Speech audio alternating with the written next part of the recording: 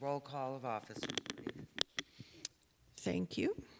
Karen Berger, Present. James Bunn, Present. Charlotte Burry, Here. George Sakouzi, Present. Richard Daly, Here. Ray Lebomsky. Here. Thank you. I need a motion to approve the minutes of the meeting of May 18th, 2023. So moved. Do I hear a second? Second. All in favor? Aye. Okay. Now comes my time to talk. I welcome you all to the Zoning Board of Appeals. I don't know if very many of you have ever been to this board, so I will explain it just a little bit. We are all volunteers on this board and residents of the city of Pompano Beach. We are here to hear your problem in a variance or a special exception. We can't tell you how to do it, but we are here to hear it and to grant it or to not grant it. This board is run like a courtroom, and anyone who thinks they are going to speak tonight must be sworn in, and Martha will do that very shortly. But before we get into this, I'd like to introduce at least the board. To my far right is Scott Reale from the Development Services. To my far left is James Sanders, Assistant City Attorney, who's the attorney for this board and advises us if we do anything wrong or gives us legal advice. The two people sitting next to me, they are volunteers, and the three to my left are volunteers. So now to get the show on the road, when your item is called, you will come up to that microphone, state your name, and spell your last name and your address. Scott Reale will then read about development services, and then you plead your case. You can have witnesses, and there may be rebuttal and people for and against. So if any of you believe that you will be speaking tonight for any reason, please stand up and raise your hand. Okay, good evening, everyone. Do you swear or affirm that the evidence that you're about to give will be the truth, the whole truth, and nothing but the truth? Thank you. Thank you. And to leave last but certainly not least, the lady that runs this show and gives us all the backup, Martha, but they have her hidden behind the glass. Okay. Item number 1, a variance from Pompano Beach Townhouses.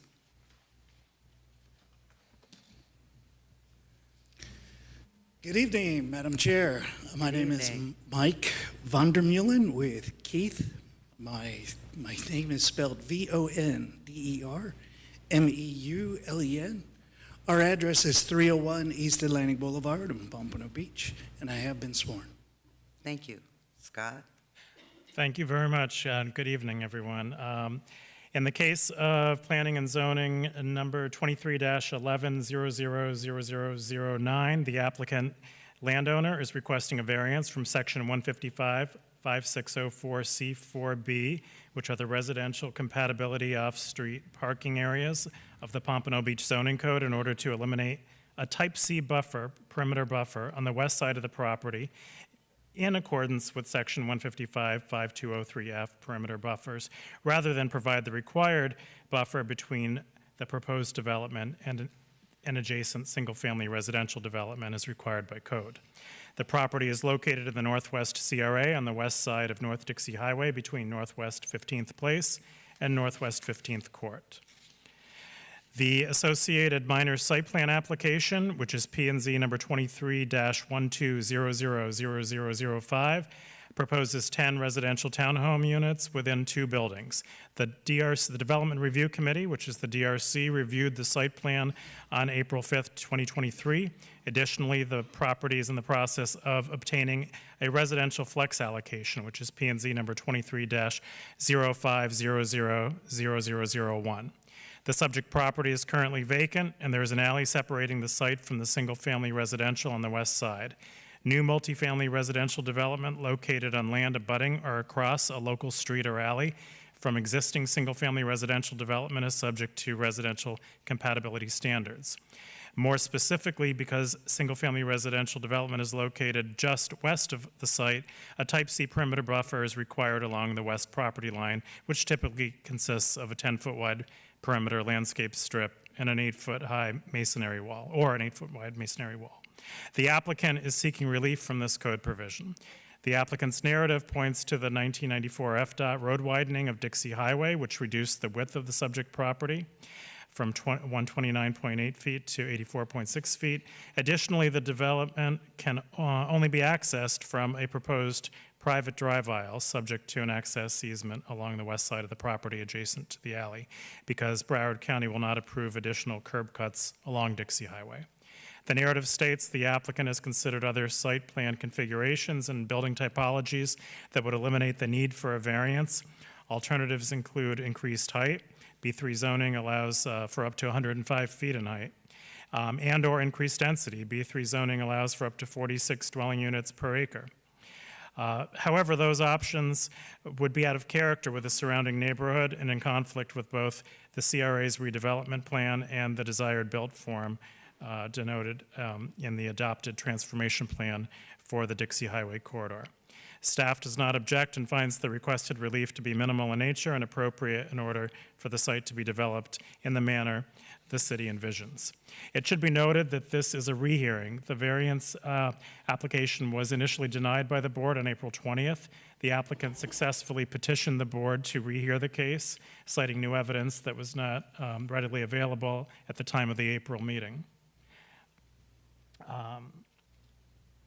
And I'm certain that the applicant will speak about that new evidence that was not available. There are 8 variance review standards which are included in the staff report, and should the board determine that the applicant has provided competent substantial evidence sufficient to satisfy those review standards, staff recommends the board include the following conditions as part of the order. The first is to obtain all necessary governmental permits and approvals, including building design, site plan, residential flex allocation, and building and zoning compliance permits. And the second recommended staff condition is substantial conformance to the site plan submitted, which is P&Z 23-12000005. And that concludes staff's report. Thank you. It's all yours. All right, good evening again, Madam Chair. For the record, my name is Mike Vandermeulen with Keith. With me tonight, I have the project architect, Mr. Austin Fox, the project developer, Mr. Mike Lang Obel, with the CRA, Mr. Nguyen Tran, and with the CRA in the city, we have Cassie, who assisted me with the deeds, which were in conflict with the first presentation that we made.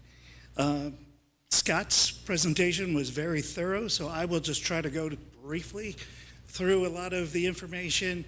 I have some additional graphics that may help explain the situation. Essentially, we have a very small lot. It is a parallelogram. It is not, your standard rectangular lot. So there are a lot of issues with that. Adding to the burden, this property is located directly on Dixie Highway. Broward County claims jurisdiction over that road. It will not allow any openings, any driveways, or a single opening on that length of roadway. They also claim jurisdiction for the first 75 feet of the local roads, and therefore they would not allow any additional openings on either the north or south road of this property. Lastly, we are bounded on the west side with a public alley. It is already there. Many cities throughout the country, throughout South Florida, but unfortunately not Pompano Beach, encourages the use of the alley as the means of access, ingress, egress, as well as the driveway. However, due to the additional rules based on this property abutting single family, this is where we are seeking the variance from the buffer. If we were required to create this buffer, we would have essentially two parallel roadways. One to get into the property, then the buffer, and then you would create a second roadway to access and provide driveways to the site. Since the site is only 85 feet wide right now and is additionally reduced by some of the other city requirements to a developable lot width of 65 feet, we are seeking this variance from the type C buffer.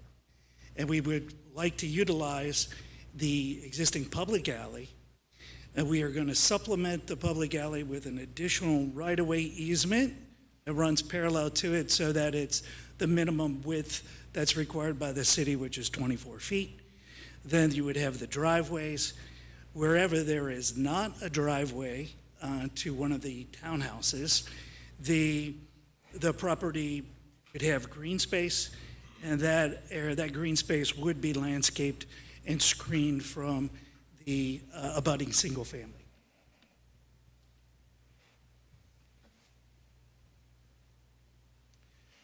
So I just essentially explained these types. These are the code references. There's a code reference to the residential compatibility, then refers to the type C buffer, which we are seeking the variance.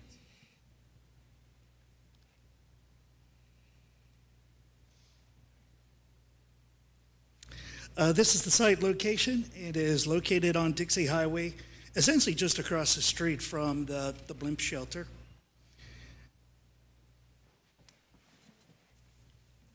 The site has been vacant for almost 30 years, and we'll go into a little bit more of the site history. FDOT took this property in 1994 for a road widening project on Dixie Highway and reduced the actual lot width, which was a pretty good size lot width of 130 feet, and reduced it down to 84.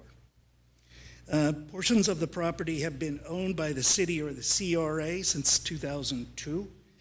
In the backup documentation, you'll see a revised narrative from our department that explains a little bit more of the deed history and how the property was transferred from FDOT to the city as well as the CRA.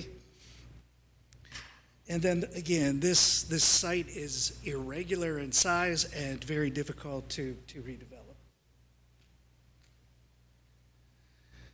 So with the regulations and due to the taking by FDOT, the requirement from the city for the 24 width roadway to access the property, and the required 10-foot buffers, we are seeking this variance. As more and more regulations come in, the site gets reduced and reduced, and essentially the developable width for this property is 64 feet. And that, again, that is why we are seeking variance. The area has been in the CRA, in the Northwest CRA. The CRA's goal is to eliminate slum and blight. And as recognized by just the sheer amount of years that this property has been vacant, it's a difficult site to develop. And again, one of the reasons why we're coming here. The CRA was approached by FD Construction to construct townhomes on this property. They were in negotiations with the CRA, and eventually the CRA, the City Commission, as the CRA, approved an agreement to move forward to develop this property as 10 townhomes. Again, this goes back to the lot analysis. The area in white is essentially the portion that can be developed. The area in yellow is what was taken by FDOT. The area in green is the standard buffer requirement, and then the area in blue is the additional portion that would supplement the alley. Just a quick question here. Can you go back to that screen? Yeah, I'm sorry? Can I ask a question here? sure. Thank you. Can you go back one screen? So I'm clear. There we go. Perfect. The gray and the blue lines would become one roadway? That is correct. Okay. So you're, in essence, you're creating a road there to allow egress and ingress? Correct. So it's partially public because of a public alley is public right-of-way, and then it's supplemented with a what we call a right-of-way easement, which would be the additional roadway that would be required. The fire department requires a minimum of 20 feet for their fire trucks to access a site, and then the city's code requires a minimum roadway width to access any site to be 24 feet. Scott also very diligently went through the other approvals. The Pompano Beach CRA approved the disposition of this property to FD Construction on September 30th of 2021, and actually granted a time extension in April of 2023, and I believe they have until December of 2024 to develop this property. As you can see, the site is, again, extremely difficult to develop. You have these variances, you have these agreements with the CRA, you have the site plan approval process, you have the allocation of dwelling units. So there's a long lead time for all of those various applications, as well as the time to develop plans, develop construction plans. So the site plan is pending final approval, subject to the allocation of the flex units and this variance. This is considered a minor site plan, so it does not go to the Planning and Zoning Board. The Planning and Zoning Board did see the flex application and recommended approval of that flex application to the City Commission. And then the Pompano Beach City Commission is anticipated to approve the allocation of 10 flex units, which is agendized on their July 25th meeting. This is the actual site plan that has been submitted to the city. It shows two-story townhomes. It has a mix of 1 and 2 car garages, as well as 1 and 2 parking spaces, essentially in front of those garages. And essentially you would back out into the property and then proceed north and south. So there's a total of 30 parking spaces on this site for the 10 townhomes. As you can see at the bottom, there are 2 guest parking spaces just immediately to the south. These are the renderings. This is a rendering from the rear. This is what the single-family homes would see. And you can see that other than where the driveways are, the area is screened with landscaping. And this is a rendering from Dixie Highway. And that concludes my presentation, and I'm here to answer any questions. Thank you. Does the board have any questions? Yeah, I just want to go over one last thing. You mentioned landscaping. Are you meeting the city requirements for that? And if so, by how much? Yeah, I don't know the exact numbers, but we either meet or exceed the city's code requirements in terms of required landscaping and screening. Okay, thank you. Is there anyone here that is for this project that would like to speak? Is there anyone against? You can come to this microphone, man. Yeah. And I know you've been sworn in because I saw you. Just state your name and... Bonnie, D-A-I-S-E. And my concern, I've been there January 2nd. I've been living 3 houses down, and I am really against it for the reason I am in a no-flood zone. And they never mention drainage in here. And if he put landscape in there, what about irrigation? Can you Are answer the that? people, or the neighbors who's supposed to do that? Plus, it's no left turn. coming in, and that means the traffic is gonna come down my street, 15th Court. If they wanna go north, you can go left, but you can't turn left from there. You gotta go back through the neighborhood to 2nd or 3rd in order to go north. So when they come out, they're coming through the neighborhood. And yesterday I had a friend visiting, and something happened to their car. The lady directly across from me parks on the swell. I have to be very careful when I back out if I'm going to Dixie to go south.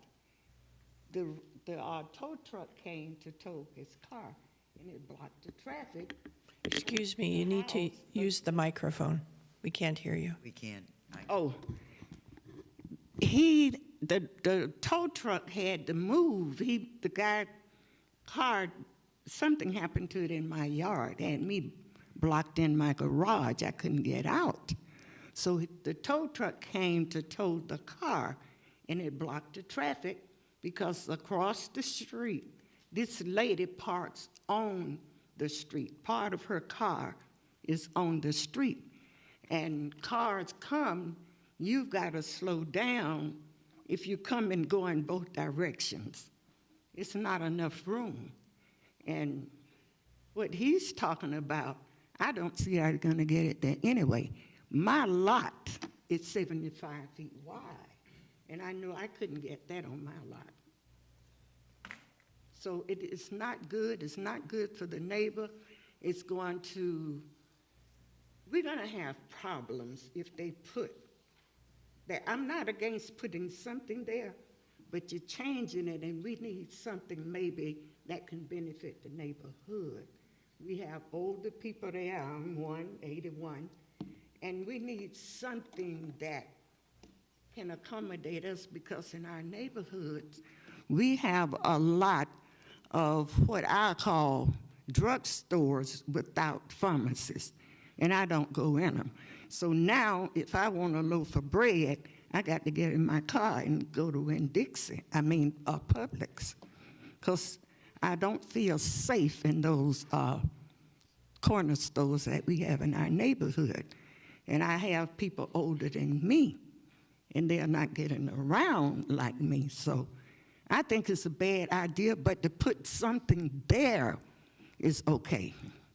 But you putting, where the average family owns 3 cars. So where are they gonna park?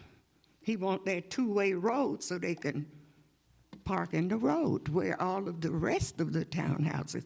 I can't visit my neighbor because of the 2 parking. I have to call her, and one of them I have to see if there's anywhere to park their cars, because it was so bad with that road in there, the townhouses on 38th and 3rd, you only have 2 parking. So if I park, I went up, the owner knows certain foods I like, and she called me, and I was going to just pick it up.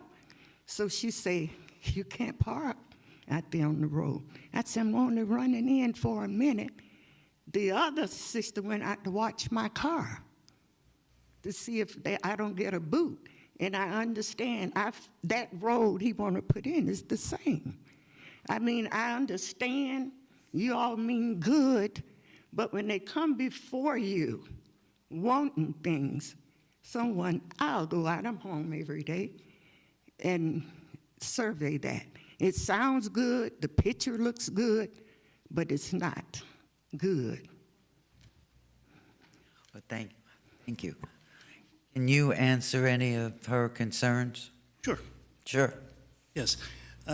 In reference to the drainage, we are required by the state of Florida, Broward County, and the city of Pompano Beach to provide drainage, 100% of our drainage on site. And there are areas on the site that are able to accommodate and meet the requirements of our county, state of Florida, and the city of Pompano Beach. In reference to the parking and number of parking spaces, again, we have 3 spaces per townhome when you take in the guest spaces. That exceeds the number of parking spaces that is required by the city. Did that But, answer your what question? happens, okay, I'm the owner. I say I'm the owner of that townhouse. And my kids are home. We have 2 parking spaces. Where could they park? But on the swell. And the cars come sit out with me one day. I sit on my porch every evening between the the planes, the cars.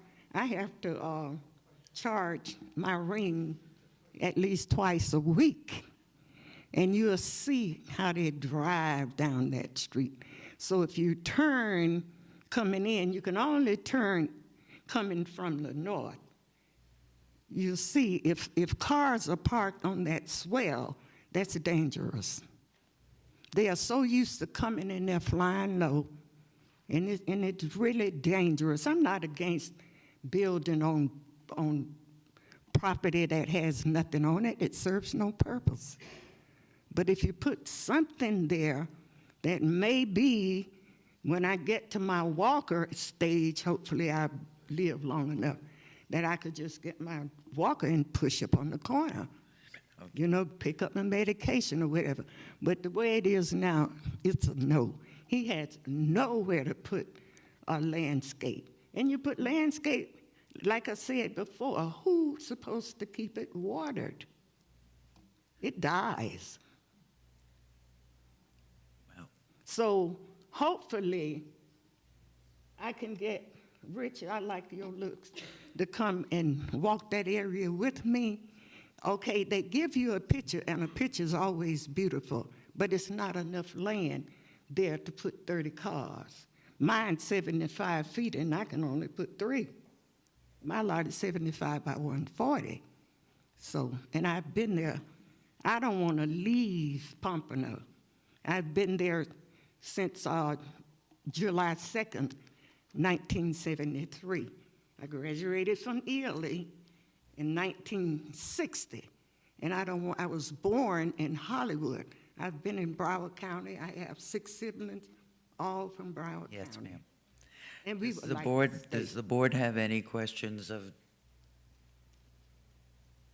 Just give me a call, and we can walk and look the area. You'll see what he said. He's painting you a pretty picture, but it's not that way. It would be dangerous for them. And you know, everywhere there are townhouses, you see the runoff parking is on the swell, and that the city needs to change too. That Thank you, swell ma'am. parking when it's not enough room. But I'm not against progress. As a matter of fact, I like it. well, thank you very much. Mr. Tran?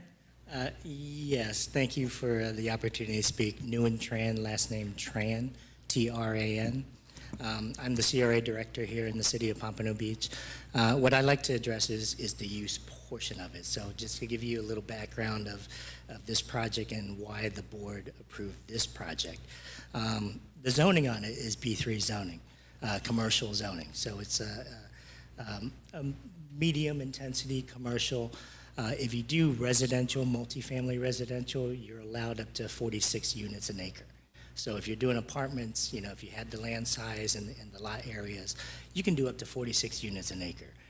We've heard through the years, and you knew when you were sitting as a commissioner and a CRA board member, how difficult these lots were to develop because they're so narrow. The depth is much narrower than a typical single family home. So, you know, therefore that's why we're here for the variance. But why the board approved this is it's only 10 units. It's a fee simple townhouse development that this developer is trying to put in here. And it doesn't just fit in the area, it helps uplift the area. The alternative is, of course, we can do a commercial strip shopping center, which is much more intense of a use than a single family fee simple townhouse development. So that, you know, the board considered this as the least impactful to the adjacent family neighborhood, and therefore that's why the approval went through as a good alternative. From a planning standpoint, if you have a major commercial corridor like a Dixie Highway corridor, and you have single-family residences just abutting it, a good alternative use that buffers between the commercial corridor is multifamily, and this is the least impactful that we could put on there is 10-unit townhouse development. Thank you, Mr. Chan. Did the board have any questions? Do I have a motion? Madam Chairman, Yes. the variance with the planning and zoning case 23-11-000-009. I move we find there is competent and substantial evidence in the record that all requirements for granting the variance have been met, and that we grant the variance subject to the number of conditions requested by the staff. Do I have a second? Second. Martha, call the roll, please. Okay, James Bunn, Yes. Karen Berger. Yes. Charlotte Burry, Yes. Joe Circuzzi, Yes. Richard Daly, Yes. Ray Labumsky. Yes. Your request has been approved. Thank you very much. We are now to item number 2, a major temporary permit for Pompano Park JV land.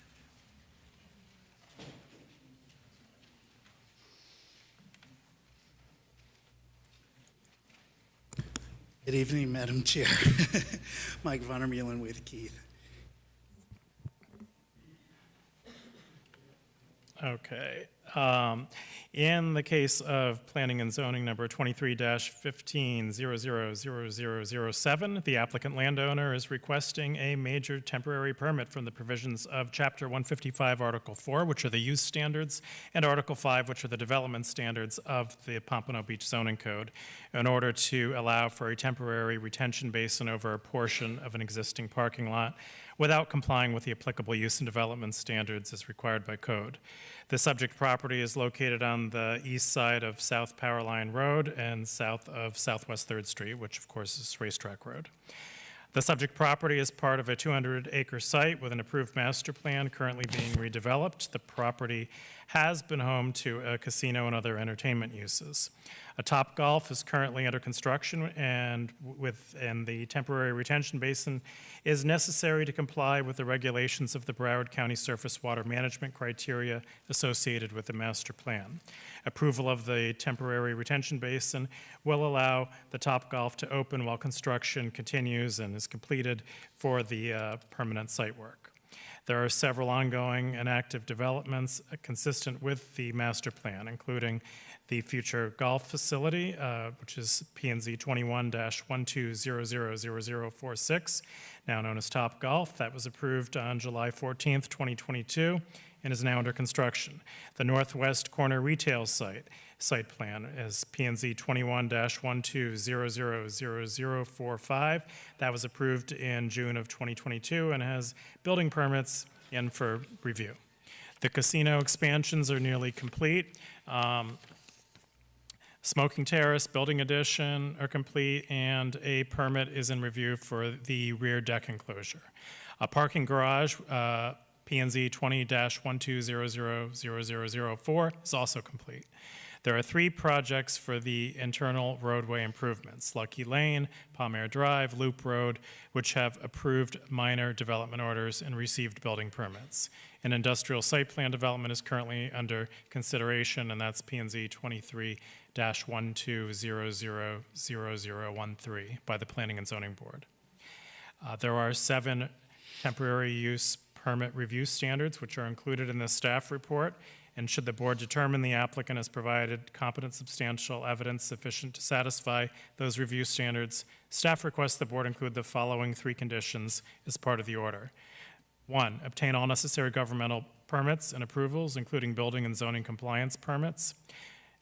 scratch the last part that says business tax receipt for the sales center. There is no sales center.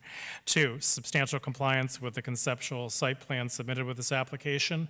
And 3, if permits for the approved development are not obtained prior to the expiration of this temporary use permit, the applicant must reapply for a new temporary use permit or remove the temporary basin and replace the affected area with drought-resistant sod. That concludes staff's report.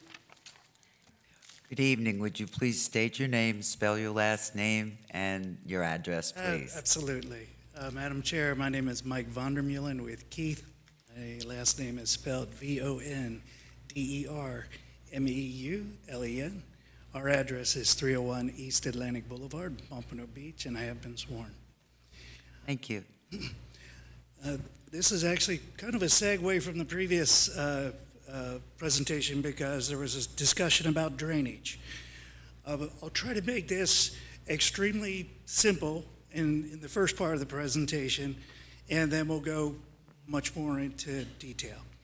Essentially, we have the Top Golf project, which is under construction right now, as well as other portions of the live project, as well as the new lake that will be in the center of the property and service a lot of the development.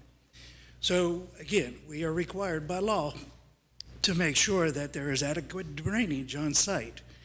And this is kind of a chicken or an egg type situation.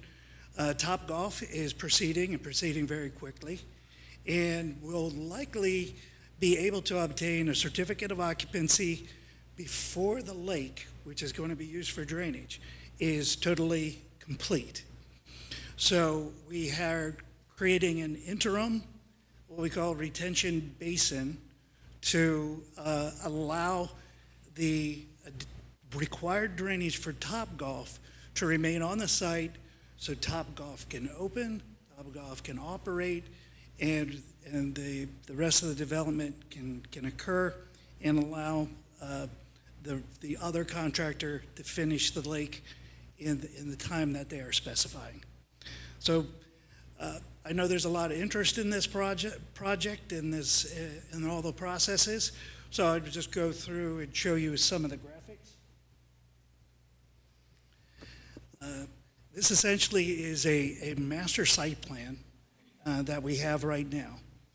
The items that are in dark brown, which are towards the center and just north of the lake that you see on this property, that is the casino and the casino parking garage.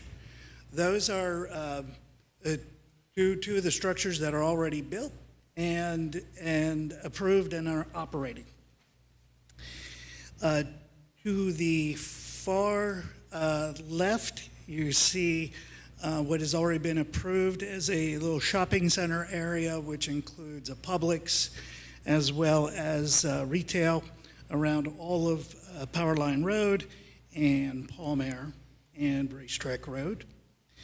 To the right of that, you'll see Top Golf. That is that kind of odd-shaped triangle. That is under construction, and hopefully will have a certificate of occupancy very shortly. To the right of Top Golf is an industrial development, which is going through the site plan approval process.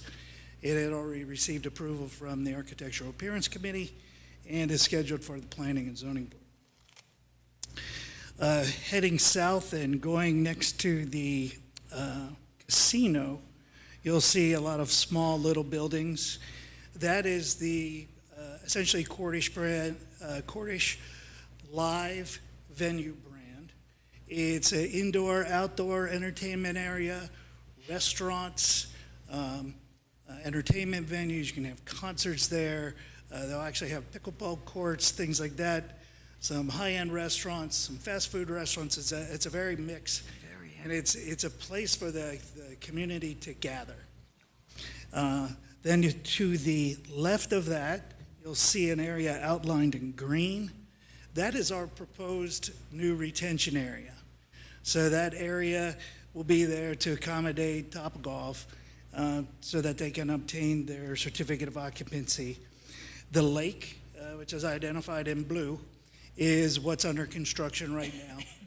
And, timing is that it likely will not be complete by the time Topgolf is having their CO. So we've worked with the city. This was the route that they had requested us to come and request that this retention area, this temporary retention area, be permitted. So I'll go in. This is a little bit more detail of the retention area. We'll need to rework some of the existing surface parking that's out there. The parking that is in the retention area, all of that asphalt will be removed. A slight detention area will be created, and it will be grassed. So this is not going to be a lake. This is just a retention area to hold the rainwater until such time as the lake is done. So essentially, you're going to see a little bit more green space when you're driving up and down Power Line Road. The entire site is handled by a master site plan. We also do the master parking plan.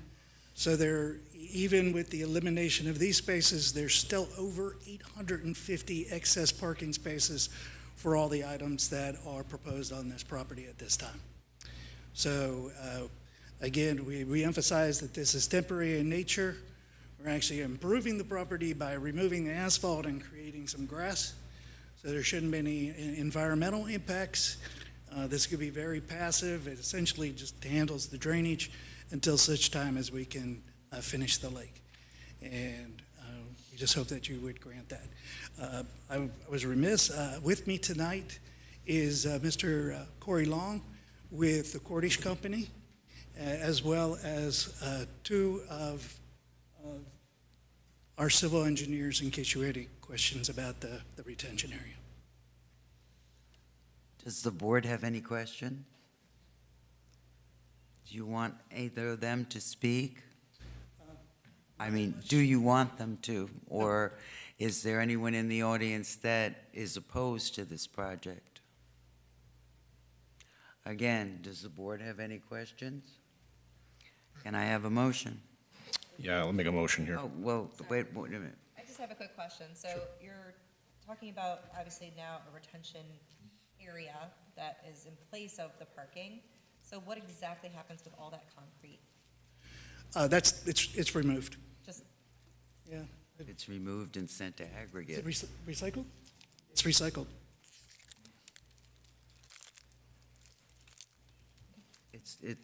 I would assume that the asphalt is taken to a company that grinds it up and turns it into aggregate and takes it off the property, That's correct.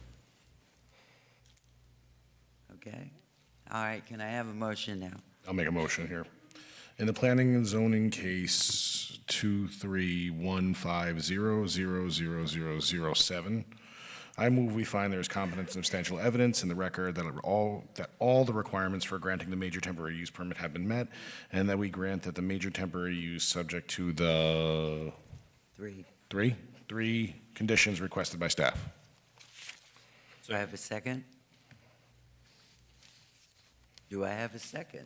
Second. Oh, okay, thank you. Any questions now? Okay, Martha, please call the roll. Richard Dowley, Yes. Joe Zerkowski, Yes. Karen Berger, yes. James Bunn, Yes. Charlotte Burry, Yes, Ray Lebomsky. Yes. Thank you very much. you've been approved. Let's hurry up and get some Topgolf going, guys. Excuse me? That's not gonna be. Yeah, you want to go play I top want to play Topgolf. Hurry it up, right? I do too. Okay, on to item number 3 is a special exception for Investments SWK LLC.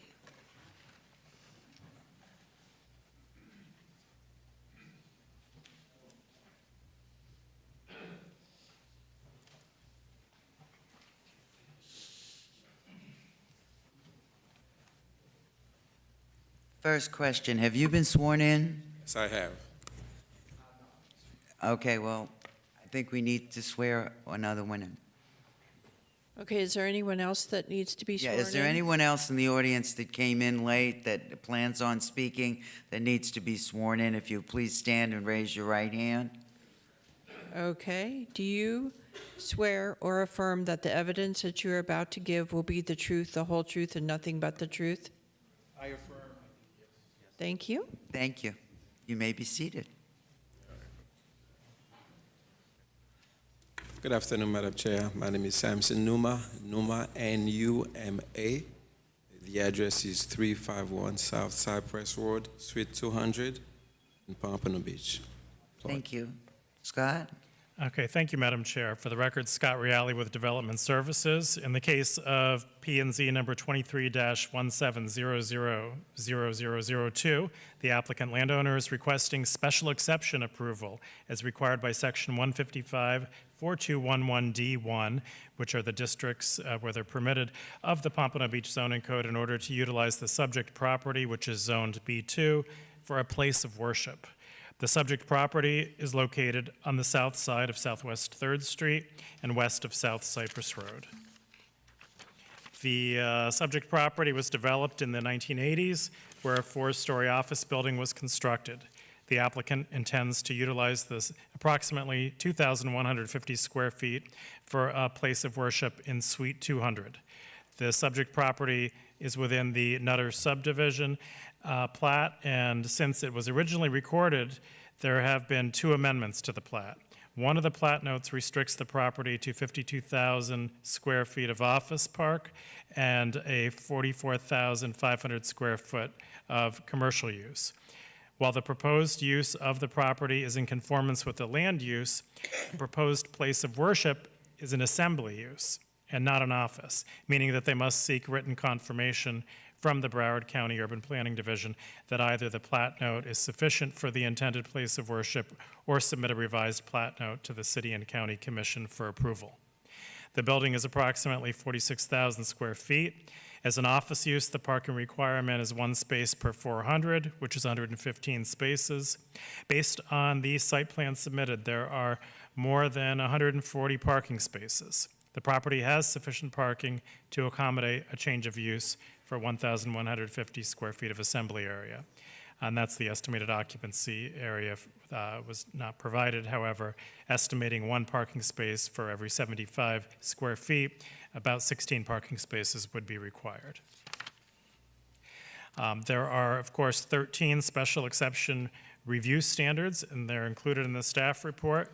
And should the board determine that the applicant has provided competent, substantial evidence sufficient to satisfy the review standards, staff requests the board include the following 2 conditions as part of the order. 1, obtain all necessary governmental permits and approvals, including building and zoning compliance permits and a zoning use certificate.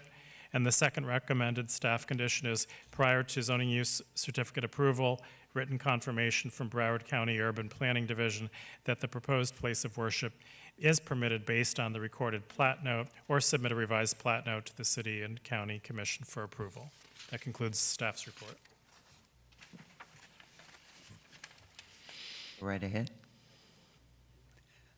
Well, then now you have to, who's going to go first? If you You can go first, I can go last. right, okay. Thank you. Madam Chair, basically the request is to be able to use the place that's already zoned as a B2 for our church, so we can go ahead and be able to stay there and use the place for offices and also for a place of worship. The services are after in the afternoon, which mostly around 7 o'clock, and on the weekend, which would not cause any problem to existing offices that's there, and we have enough parking space, and also with the church there that will help the neighborhood that we currently serve. Thank you. And My name please is state Lauren. your name first and last, and spell your last name for the record. So say my name first, last name first, or which one? No, just say your name, but spell your last name. My name is Lauren, not Lauren Green, that my parents love, and the last name is W-R-A-Y. And your address? The address is 351 South Cypress Road, Pompano Beach, Florida, 33060. I'm the owner of the building, Investment SWK. So we're bringing in Mr. Sam as a church, and we provided I believe one of the requirements is that you needed a life safety plan. I don't know if it was submitted. That was one of the requirements to show the exit, the capacity, space, etc., regarding the life safety plan. So showing the exit signs, showing the travel fire escape. As Mr. Samwell said, the operation of their time is after hours, office hours, so it does not tamper or interfere as per the lease agreements or the lease agreements with other tenants. It does not interfere with their daily operations since their time is at ends at 5:30, 6 p.m. And then with the church, it will be around 7 p.m. afterwards. So that's what I would like to submit, and thank you all for your time. Thank you. Is there anyone in the audience that is a proponent of this special exception? Is there anyone in the audience who is against this special exception? Any board question? Yeah, I have some questions here. Thank you. I'm just reviewing the backup material, and in your description, it says that you're beyond just the church, you do counseling for drug addictions and other things. Is that going to be a consistent part of your entity, or? No, basically, as a church, you're involved in all of this. You do not. It's not a license to counsel, but when people come, the assistance is to help them as a church to stay away from drugs and prostitution and anything that's destroying the person. So we provide that service without the license when we don't. It's not a service that we are licensed to do. Just as a pastor, we support people and help people as that. Okay, and then where are you guys currently operating out of? Basically, our church was in the Fort Lauderdale, North Lauderdale. So we closed after COVID because of people left and all this. So basically what we do is meet in houses until we get everything cleared. Do you guys, when it comes to the services, the duration of time of them, they're always going to start at 6 as far as like timing goes? The Or? timing is 7 o'clock. 7 o'clock? 9 p.m., 9:30 p.m. That's the timing of the service. That is on Tuesday night. And weekend is Sunday morning and Sunday evening. And the Sunday is 9 a.m. to 11:30 and 7 p.m. to 9:30. That's on Sunday. And we're sure that the city, Scott, we're sure that services on the weekend is not going to interfere with the parking. We're not going to be overburdened parking spots there. There seems to be plenty of parking, and I don't think the existing businesses are going to be operating at that time. Okay. Those are all my questions. No more anybody, any other board member have any questions? Can I have a motion?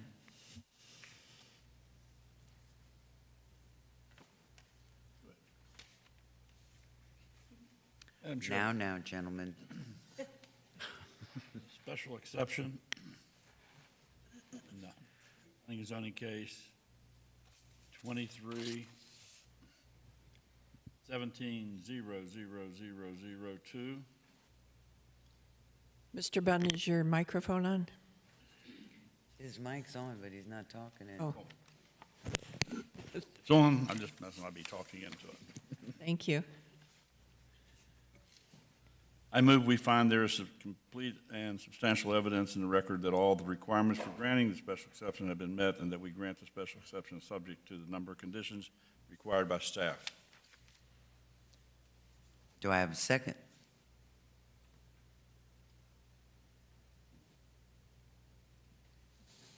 Second. Thank you. Martha, call the roll, please. James Bunn, Yes. Richard Daly, Yes. Karen Berger, Yes. Charlotte Burry, Yes? Joe Zakowski, Yes. and Ray Lebumsky. Yes. It has been granted. Have a great evening. Thank you all very much. Thank you. Okay. Our next item is item number 4. Major temporary use permit for Mount Vernon Property Holdings LLC. Good evening, Madam Chair. This is the last time you'll see me. Well, I'm going to make you, And then Ms. West is going to grace your presence. yeah, I know we're going to take a break before Miss West. No, you're going to have to state your name again and Yes. spell your last name, and you know what to do. Absolutely. My name is Mike Vondermeulen with Keith. The spelling of my name is Vondermeulen. Our address is 301 East Atlantic Boulevard in Pompano Beach, and I have been sworn. You again. Well, that was quick. That's right. Where are you at now, I'm Scott? Are you ready to getting give their as bad staff as report. These guys down here? Okay, thank you, Madam Chair. For the record, Scott Reale with Development Services. In the case of P&Z number 23-15000006, the applicant landowner is requesting a major temporary permit from the provisions of Chapter 155, Article 4, which are the use standards, and Article 5, which are the development standards of the City of Pompano Beach Zoning Code, in order to temporarily utilize a vacant parcel for a temporary sales center and parking without complying with the applicable use and development standards as required by code. The subject property is located on the east side of A1A, which of course is North Ocean Boulevard, south of Northeast 16th Street. The subject property is a vacant, undeveloped lot where the sales center trailer is proposed. The sales center will be used to showcase a forthcoming 19-story, 28-unit residential development at the subject property, which was approved via major site plan, P&Z number 21-12000037. The sales center itself will be a one-story modular steel building comprising approximately 1,600 square feet with a wooden deck and associated landscaping. 4 parking spaces will be reserved for the sales center. The ZBA has approved a number of other sales center galleries for high-end developments on the Barrier Island. Staff does not object and finds the use and layout appropriate for the site and surrounding development. There are 7 temporary use permit review standards, which are included in the staff report, and should the board determine the applicant has provided competent substantial evidence sufficient to satisfy those review standards, staff requests that the board include the following 3 conditions as part of the order. 1, obtain all necessary governmental permits and approvals, including building and zoning compliance permits, and a business tax receipt for the sales center. 2, substantial compliance with the conceptual site plans submitted with this application. And 3, if permits for the approved development are not obtained prior to the expiration of this temporary use permit, the applicant must reapply for a new temporary use permit or remove the sales center and replace the affected area with drought-resistant sod. That concludes staff's report. Thank you. Okay, again, for the record, my name is Mike Vondermeulen. So, Madam Chair, members of the Zoning Board of Appeals, this is for a temporary sales trailer. The project is called Duet, and it's at 1550 North Ocean Boulevard. With me tonight is part of the development team, Mr. Tomas Sinistera and Mr. Joe Falso, as well as the designer of this sales trailer. It's a very, I'll show you some of the pictures, but it's a very interactive emphasis on nature type design. Mr. Ken Gardner is here with GLS LA Design Inc. And if you want to know more about any parts of that design, he is here to answer any of your questions. So the site is just south of Tiffany Gardens on A1A, and just west of North Ocean Park. This is the site, and this is the kind of colors that are trying to be emphasized as well. The greens and the blues. There is, besides from the sales trailer, which is closer to A1A, you have the parking spaces, which are accessed off of Northeast 16th Street. Then you have a series of multi-layer decks that are in front of the sales trailer and facing the park and facing the ocean. There is an event lawn. There is a fountain on this property, as well as a landscape grove, emphasizing the type of landscaping that you would see in this area. Here are some more inspiration boards, material samples of what you're going to see. You'll have the sales trailer with that kind of curvilinear roof, which essentially has overhangs. Again, the sales trailer will be closer to A1A. Then you can see the multi-layer decking and the emphasis on water and nature and green space, especially with the event lawns and the stones that are going to be used.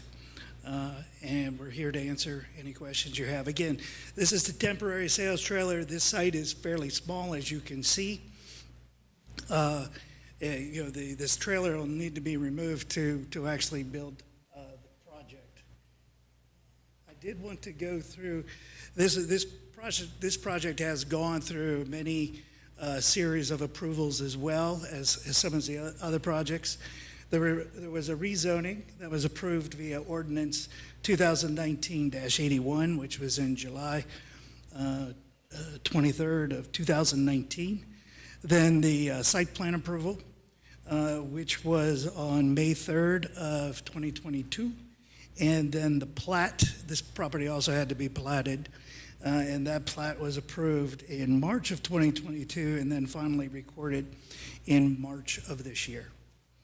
And again, we're here to answer any questions you may have. Does the board have any questions? Is there anyone opposed to this request? Please come forward. Have you both been sworn in? Come to this microphone, please.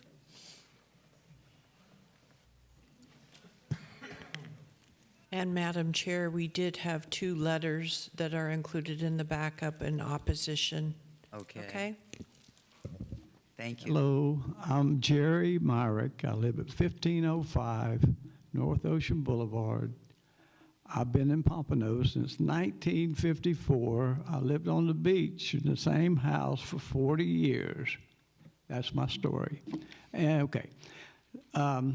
This thing has been smelly the whole thing through. They went through the city commissioners to get their zoning and everything. But what they've done is nothing that's kind of with the neighborhood. And the night that it did pass, there was 40 people spoke against this project, and there was 4 that spoke for it, because I was one of the 40. This thing is just ridiculous. They have overrode us. The neighborhood does not want it.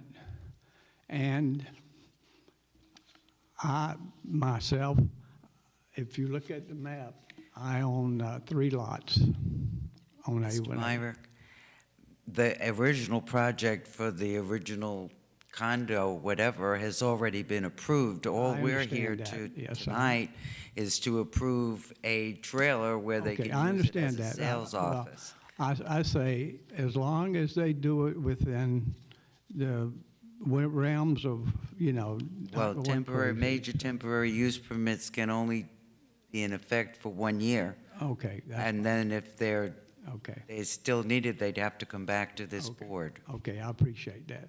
okay? Okay, so, thank you very I much. know your and have family a good name. evening. Bye.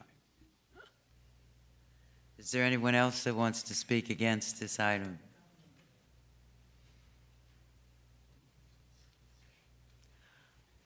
Seeing none, any board questions? Oh, I thought she was getting up to let him sit down, I'm sorry. Can you hear me? Okay. My name is Jeannie Schermesser, Schermesser. My address is 1620 North Ocean Boulevard in Pompano Beach, specifically the North Beach community where this project is proposed to be built. First of all, thank you for your good faith service to the city and for your serious commitment to researching and making responsible and fair decisions that benefit the people of Pompano Beach. This project will adversely impact the quality of my life and the lives of many others in our community who have opposed this project from the very beginning, and we still do. It first surfaced in 2017 and was unanimously voted down at a P&Z meeting on December 20th of that year. Isn't Christmas on December 25th? Gotta turn my page here, hold on. After this, in 2019, a 4-3 vote at 2 city commission meetings moved the project forward, with Mayor Hardin voting no each time, saying he liked the building design, but not the location. So the lot was effectively rezoned as a PDI. A legal appeal of that decision followed, and then the pandemic hit, and an economic downturn happened. Now, 6 years later, 6 years, there are still no shovels in the ground, and there are no time limits. My question is, are there no time limits on when a project must be completed? Situated on a postage stamp-sized lot of 0.62 acres, the proposed project abuts a very popular public beach park known for its kiteboarding and summer youth surf program. At approximately 205 feet high and completely filling the small lot, it is too tall and too big for the neighborhood of single-family homes and townhomes, 60 feet higher than the nearest high-rise of 145 feet. The city values tax dollars. The people value open space and beach access. The city is stressing its water resources, sewage disposal, and traffic flow. The people, they want environmental responsibility and forward-thinking policies that will fight climate change and save our planet, our home, planet Earth. Please act responsibly and put a cap on high-rise development, especially on the barrier island. Thank you. And I have a question. I'm to understand that this temporary sales structure will be built or be put on the same lot that they intend to build on. Is that correct? And I'm assuming that from the design that you're going to have off-street parking on your site? Okay, because that 16th Street is very, very... Mr. Vandermeulen, pardon me, you need to put your answers in the record. Good evening. The answer is yes to both questions. What's that? For the record, the answer is yes to both questions Okay. from the witness. And what will be the hours of operation of your sales building? I believe it would be just typical 9 to 5, 9 to 7.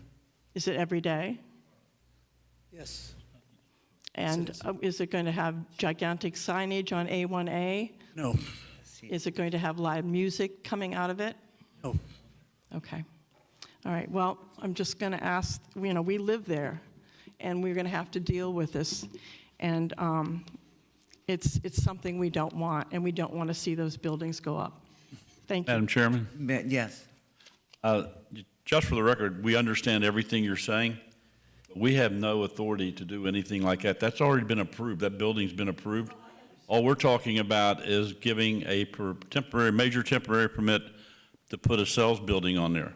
So, I mean, I understand what you're all saying about the invasion of your neighborhood, the height and all that, but we have nothing to do with that. I understand that, but I'm here to voice my opinion and my concerns. It's my opportunity to do that and to put it on the record, and I'm doing it. No, absolutely. Thank you very much. Any other questions from the board? Oh, we have another one. Good evening. My name is Dominic Camposio, C-A-M-P-O-S-E-O. I reside at 3248 Northeast 16th Street and 3246 Northeast 16th Street, directly across the street from the project. I'm for the project now. At first, I had to question it because of the height and all the other restrictions, of course. But I'd like to see this trailer go up tomorrow. I'd like to see this place sell out the day after, and I'd like to see the construction take place the day after that. That's how fast this thing needs to get done. It's been 6 or 7 long years. I'm sure it's tough on the owners, the developers of the project, the Keith organization, the city of Pompano Beach. You know, I respect all of you for the work that you do, and I respect what's being done in Pompano Beach. I like the growth in Pompano Beach. We're never going to see Pompano Beach the way it was when I moved here in 1988, but I grew up in a wonderful city of Toronto.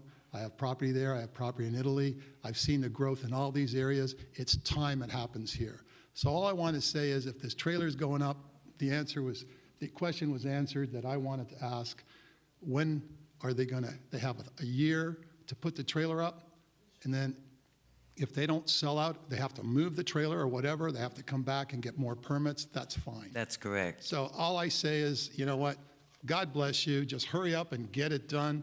I want to wake up in the morning and see this damn thing, see this place built, sold out, and I just want to see us move. Listen, we sat there for 2 months watching truckloads of sand to go to the beach every single morning from 7:30 to 4:30, and the week after it all washed away back into the ocean anyway, so we'll do it again in the next 5 years, I'm sure. Yes, sir. And now with FPL and everyone else coming in, there's no sleeping anymore. So I don't even sleep. I wake up at 6 and here they are banging around. They've dug the same hole in front of my house 16 times. I've counted. And then they fill it back up at the end of the day. It doesn't make sense. So I hope this thing gets sold. I hope it gets done. I'm just get it done already. Thank you. Thank you very much. Is there anyone else that would like to speak on this matter?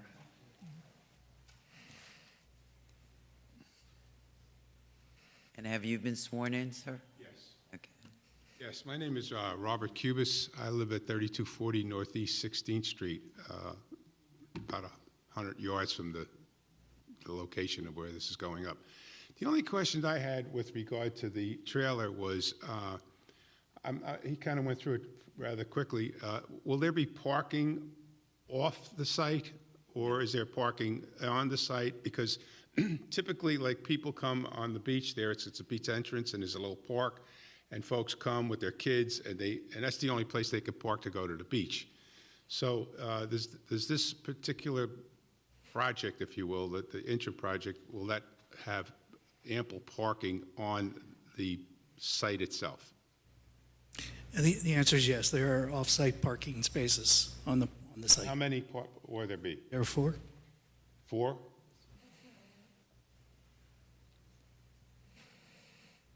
Did you say 4? Yes. What would happen if there was like 10 people showed up? What would you do? There are 10 people in 10 separate automobiles. Yeah. They would need to find parking, and they're So they'd have to park on the street? correct at the metered spaces. Sure. Mm-hmm. Okay. The other question I had was, is there going to be any construction started whatsoever while this sales trailer is on the location? No, No, so this will go through, and then when it's all done, then they'll start the construction. that is correct. I see. That's basically all I had. All right, thank you very much. Is there anyone else that would like to speak on this matter? Public hearing closed. Any of the board members have any questions? I'll make a motion. Oh, thank you. Charlotte. In the planning and zoning case 2315000006, I move we find there is competent and substantial evidence in the record that all requirements for granting the major temporary use have been met, and that we grant the major temporary use subject to the 3 conditions requested by staff. Do I have a second? Second. Thank you. Martha, call the roll, please. Richard Daly, No. Joe Sirkowski, Yes. Karen Berger, Yes. James Bunn, Yes. Charlotte Burry, Yes. Ray Lebomsky. Yes. You have your way. Thank you very And much. this board's going to take a 10-minute recess, and we will be back to finish the agenda. Thank you.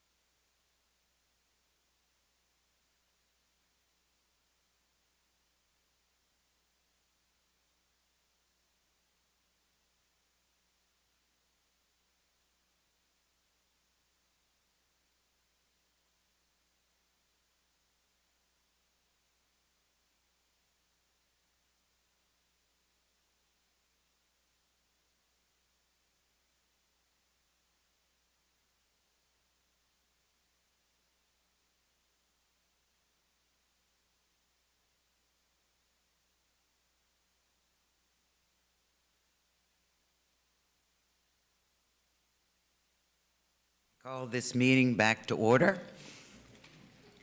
And item number 5, I guess it is. Special exception, Atlantic Industrial Property LLC. Good evening. Good evening, Madam Chairman, members of the Zoning Board of Appeals. My name is Paula West. I am senior and principal land planner with Plan West. Address is 10152 Indiantown Road, Unit 159, Jupiter, Florida, for the record.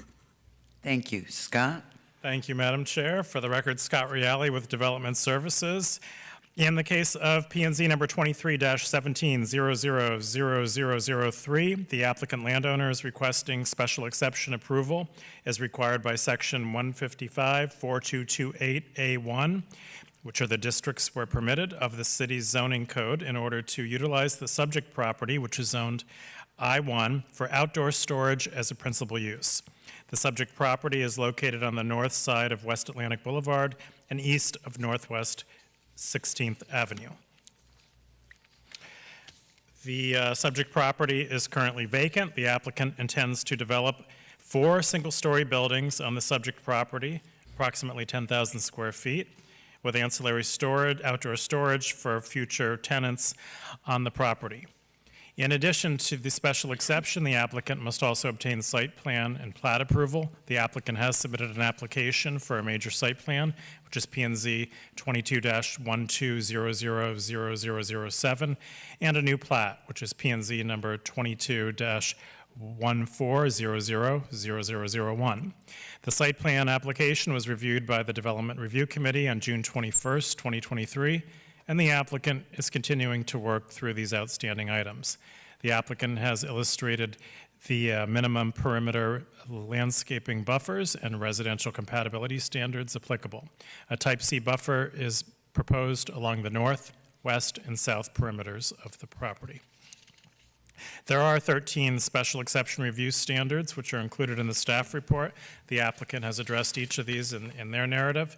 And should the board determine the applicant has provided competent, substantial evidence sufficient to satisfy those review standards, staff requests the board include the following condition as part of the order, and that is to obtain all necessary governmental permits and approvals, including site plan, building design, building and zoning compliance permits, and a city-issued business tax receipt. That concludes staff's report.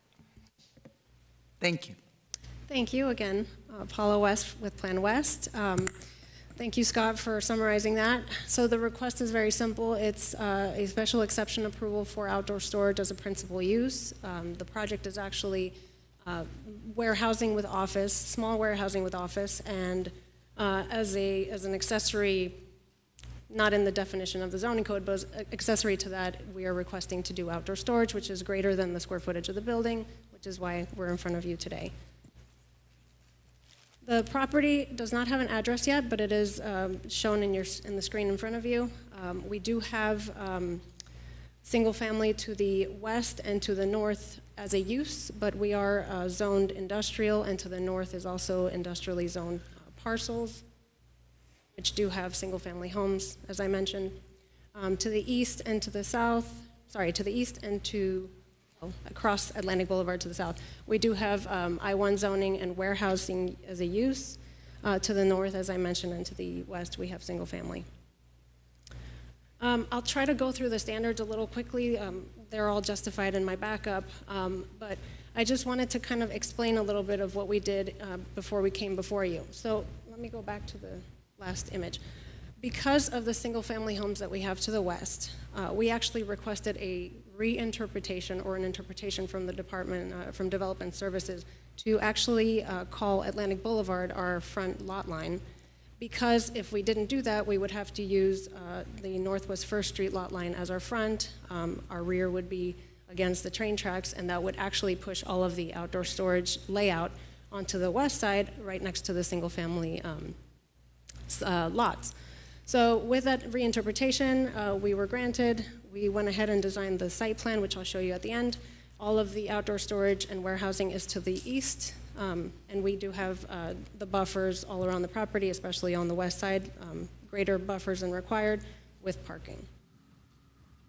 So the request is, again, industrial use on industrial zoning and industrial land use, which is consistent with the comprehensive plan. As Scott mentioned, we've been through DRC 3 times. The reason that we waited this long to come in front of you is to give you a mostly code compliant site plan for you to look at and consider with the landscape plan as well. So the DRC reviews have not brought up any issues with compatibility or effects of nuisance or anything like that. We don't anticipate any flammable liquids or any storage of that nature, which is part of the use standards, but if any of that does come up with any tenants, we do understand that we have to comply with code. As I mentioned, we're going to be screening all of our, not only the outdoor storage areas within the site, but also on the perimeters. As I mentioned, we were reviewed 3 times at DRC. In order to comply with public facilities and the needs and traffic and all that, that is a concurrency review that is done through the site plan approval process, which we are going to be getting when we go through the Planning and Zoning Board. Nothing has come up in our reviews that has to do with overburdening public facilities. As I mentioned, the use is industrial. While we don't have a transitional zoning to the west of us before we get to the single-family neighborhood, we have done everything we possibly can to buffer the single-family homes to the west, and we are located in the appropriate zoning and land use. And I did mention that interpretation letter is in your backup as well. And I'll just skip over this stuff that I've already talked about. So regarding need, let me just jump over to that. So at the onset of the COVID-19 pandemic, I'm actually a witness to this. Many people left their jobs and started new businesses, including myself. With this, lots of developers, not only my client, saw the need for warehousing, small warehousing space and outdoor storage, not only to keep their work trucks, but also to keep materials or equipment. Businesses like lawn maintenance, AC repair, pool, that type of thing. These people need places to keep their materials and their equipment. So with that, I did include several articles in your backup. I just have 2 quotes up for you right now, but in those articles you can see that there's a definite need, and not only in nationwide, but Pompano being the most industrial, the second most industrial city in the Broward County and Miami-Dade area, this is actually the best place to continue that, to continue providing that storage for the need. So one of the quotes, in 2020 was a record year for new business formation with the total number of applications in 2020, the highest by far compared to all years for which the data has been available. And according to the data from the U.S. Census Bureau, 5.4 million new business applications were filed in 2020, which is the highest of any year on record, with a 53% increase from 2019. So that does prove there's an absolute need for this. As I mentioned, going through DRC, we're going to be complying with any city regulations. When the project is built, we understand that we have to go through business tax receipts and things like that. And this is the site plan that I wanted to show you. It's north is actually to the left. But as you can see, all the warehousing is pushed off to the east side, with the parking along the west side buffering the residential neighborhood. We are providing the proper access for fire and for solid waste pickup. And I forgot to mention one other thing. The plat was just recorded this week, so the plat's been finalized. With the plat requirement, the county did not allow for any access off of Atlantic Boulevard. They required access to be off of First, which is why you see the site plan the way it is. We are installing, our layout is actually going to push exiting traffic to go south onto Atlantic as opposed to going north in through the residential neighborhood. So that is definitely something that will keep traffic off those streets. And this is the landscape plan, and as you can see, it shows the buffers that are required. And in the hatched areas are the outdoor storage portions that are behind the warehousing. I don't know if you can see my cursor. And that concludes my presentation. Thank you. Oh, I Does the still board have any question? Do you have anyone else? No, I have the owner here if you have any questions. Okay. Does the board have any questions? Is there anyone in support of this special exception? Is there anyone against this special exception? Hearing none, the public hearing is closed. Oh, wait a minute, excuse me. If you could come to this microphone, please.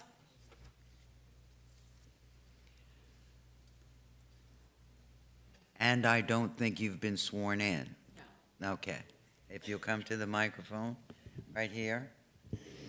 And Martha will swear you in if you raise your right hand, please. Okay. Do you swear or affirm that the evidence that you're about to give will be the truth, the whole truth, and nothing but the truth? Yes. Thank you. Would you please state your name, spell your last name, and state your address? Debbie Flakes Clark. My name is Clark. And I am opposed to this idea. Initially, last year, it was when they came and, I don't know, it wasn't her, but put markers inside my yard. And that's not a part of the property that she's talking about. Markers were in my yard, as well as some of the neighbor's yard as well. It was inside the fence. So you can't take boundaries and property that I've already paid for and it had been surveyed and put a marker in my yard saying there's a building coming or. So you're saying the property was surveyed, but the survey stakes showed up in your yard? Yes. You have the survey. What? You have the survey that shows Yes. that? I have my property surveyed, And your fence is in that line. and they put a sticker in my yard as well as my neighbor's yard. I didn't hear. Going through, yeah. I have trees and everything back there, and I'm like, how does they observe property that? Paula, do you have any answer to this? This is the first that I've heard of it. Cabot, have you heard anything about this? You had a marker in your yard, right? Ma'am, you have to speak. And, oh, okay. And the guy, we did contact the city. He came out and, we told him that this was our property, and he moved the stick out of her yard. And like I said. Scott, do you have any knowledge of this? No, this is the first time hearing of it. Yeah. Do we have the survey anyplace? If I may, James Saunders, Assistant City Attorney. This matter did come up when this item was presented. I'm not sure historically what the particular application was. Last year, I it don't know if was. it came The plat. before. It Probably was the the plat at that time. And I believe your neighbor at that time came with a relative of hers and did make the statement that she believed at that time that there were individuals who came out. I'm not sure if it was the applicant or maybe someone prior, but the representation was made at that time that the stakes were placed on the property. I had an opportunity to speak to the neighbor that she's referring to, who's here tonight. Yes. I had a chance to speak with her after the meeting. She did acknowledge that there were stakes placed in the yard. We explained at that time, because it was whatever type of application, that argument would be something that she would have to personally take against the development, and there was nothing that this board could do as it relates to the project at that time. From a legal perspective, that is still the case.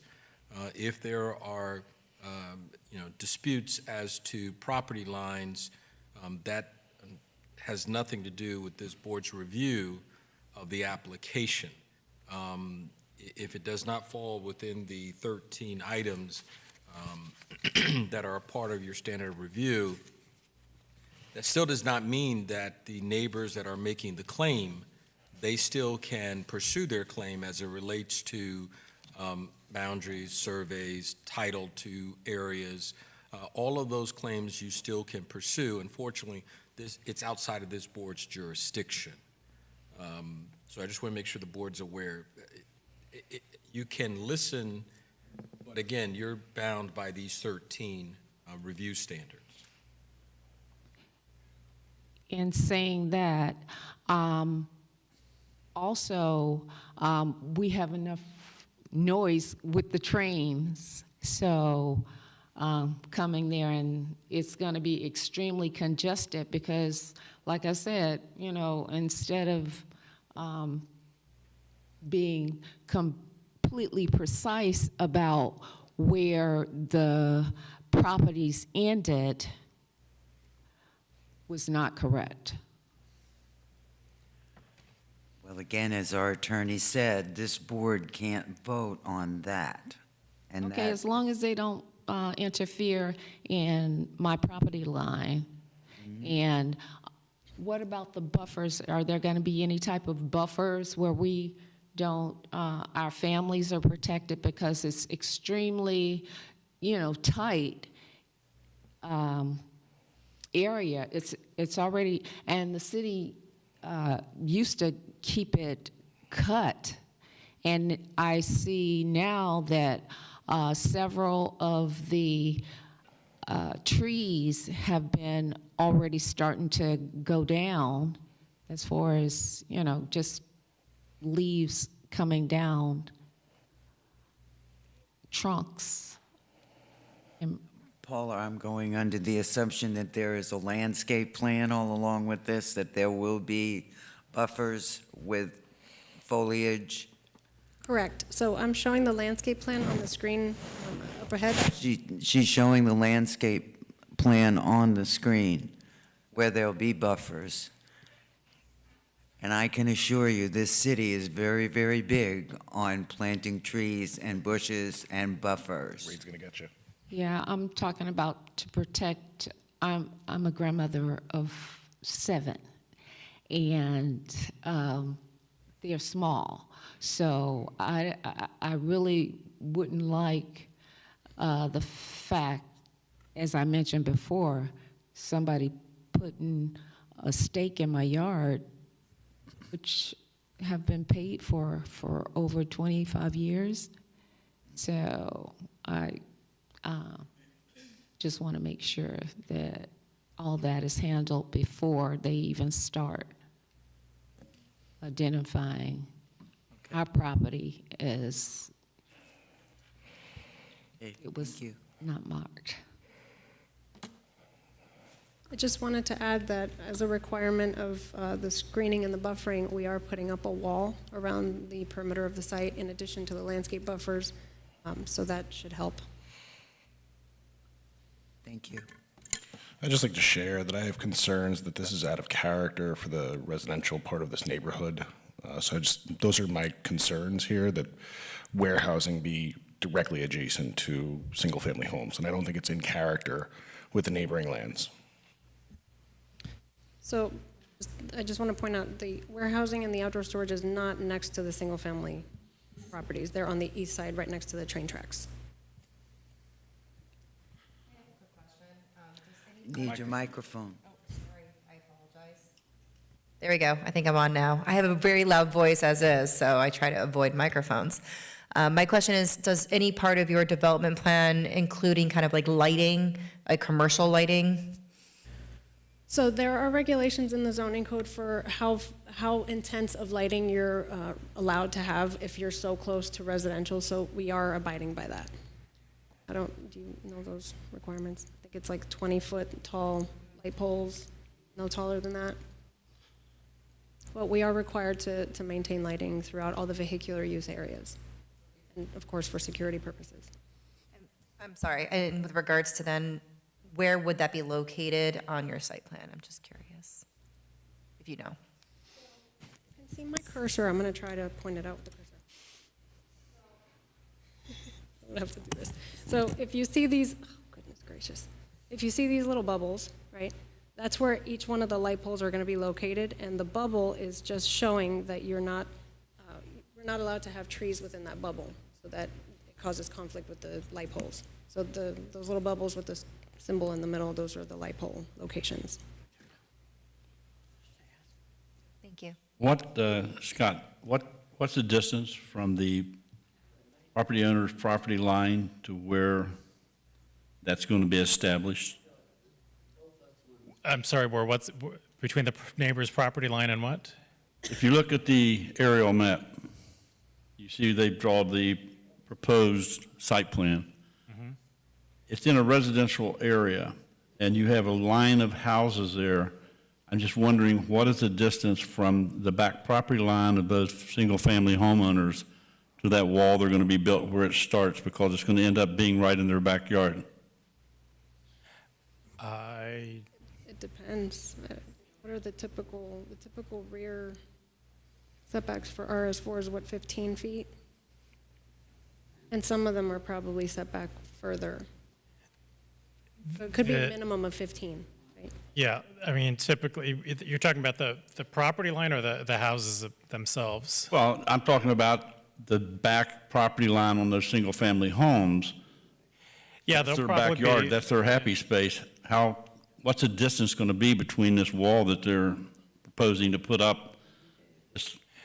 well, usually there's landscaping, then a wall, and then landscaping, but sometimes, I don't know the specifics, I wasn't the project planner. Also, the entrance and exit, is that going to come off of Dixie?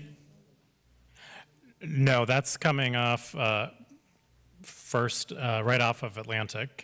You access it from Atlantic and then make your first right. Am I correct that this is for a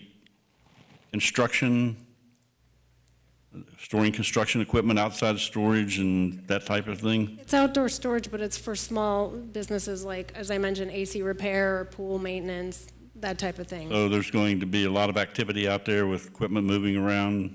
We don't anticipate a lot of activity. This is for a small one. Okay, thank you. And just so that I can clarify the access of the site, again, if you could see my cursor, this is Northwest First Street, but it's not been completed on the side that we're building on, so we're actually going to be building the extension of that street, and then our access is coming right off of that into the property.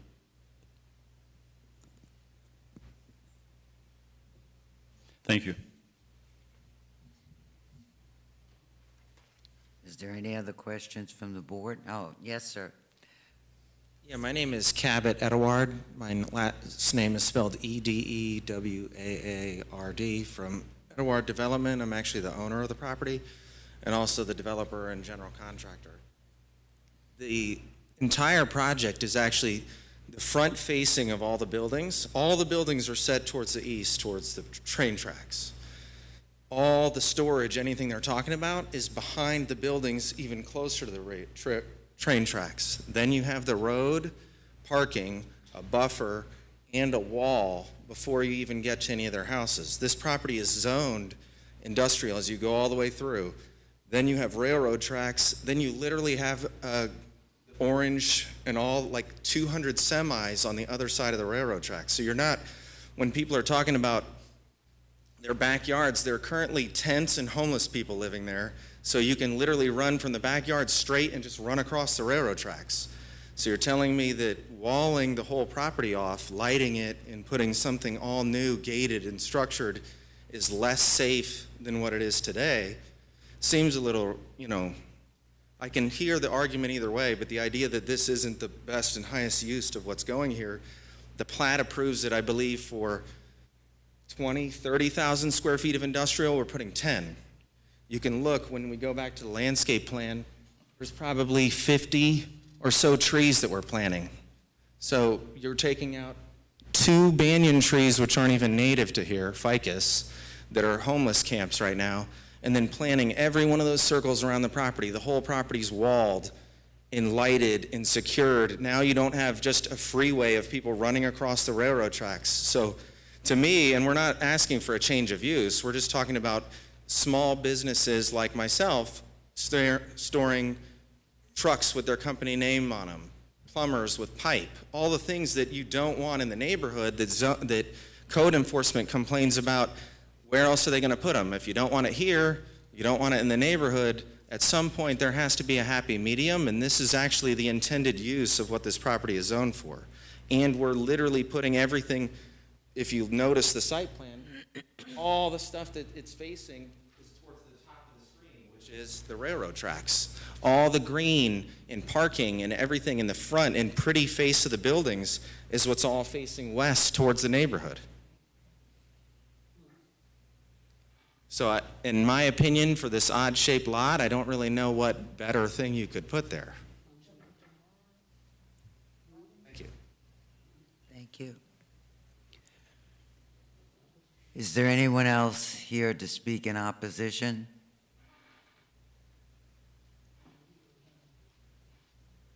Bonnie Days, 131 Northwest 15th Court. I was here when they had the meeting about that before, and I wish I had known. I'm a little familiar with the pastor at Thomas Temple. They turned it down. It was one of the guys I think sitting here, where Joe sitting, he's no longer on the board. Yeah. He turned that down because he said it was not enough room to put the warehouses they wanted back there. So I was talking with Elder, it's Vicente's first cousin, Elder Robinson, I think. We call him by his first name, but they have a daycare, little kids running around. They couldn't answer what size trucks you were gonna bring in there. It is tight, and I would like for you all not to vote. I'm not telling you what to do, but I am gonna find Ella Robertson tonight. I know it's something about the buffer, and it's been a while since I talked with him, but it wasn't them. It was some more ladies they had like an accent, and he said no, they were gonna turn it down because it wasn't enough room. And my brother, 80-some years old, lived on that street. Okay, So I will talk with thank you. Ella Robertson tonight. Right.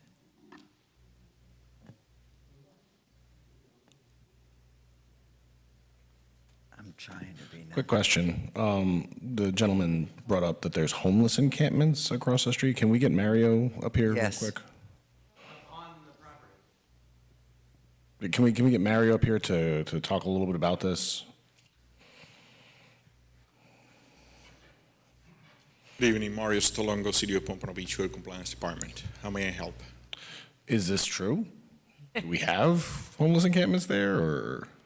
I couldn't tell you. Code enforcement doesn't really deal with homeless encampments. That's a BSO task. I can tell you that from passing by, I have noticed folks storing boats and trailers on that property, but I have not personally witnessed any homeless on that site. Having said that, it is, of course, the responsibility of the owner to secure the property. So if we have homeless folks living there, I will definitely urge the property owner to reach out to BSO to have that taken care of.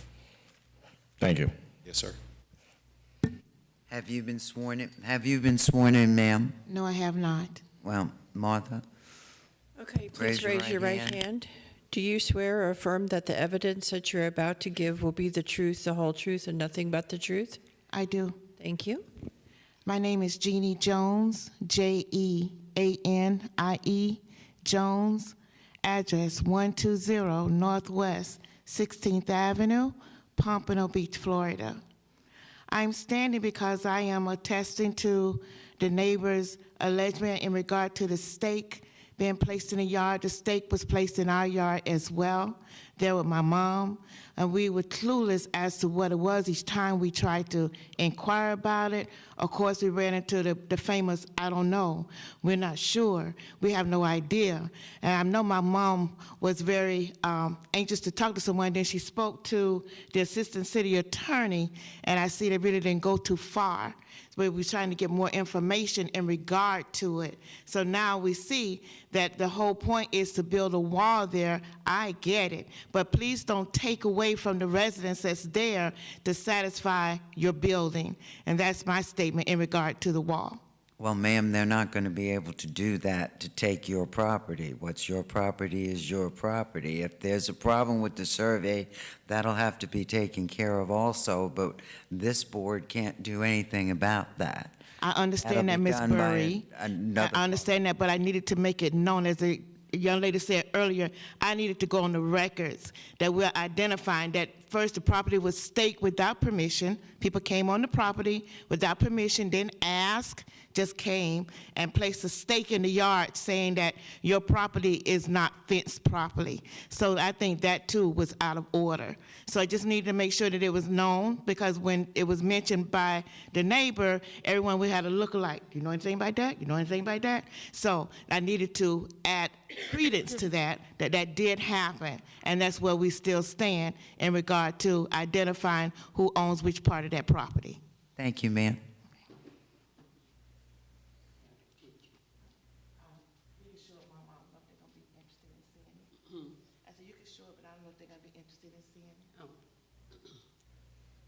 Good afternoon. Excuse me. Have you been sworn in, ma'am? My name is Elsa. Have you been sworn in? Yes, I was here when they first started. Okay. Yes, I have. Okay.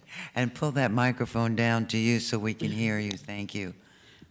Elsa Baldwin, my last, Baldwin. I live at 120 Northwest 16th Avenue.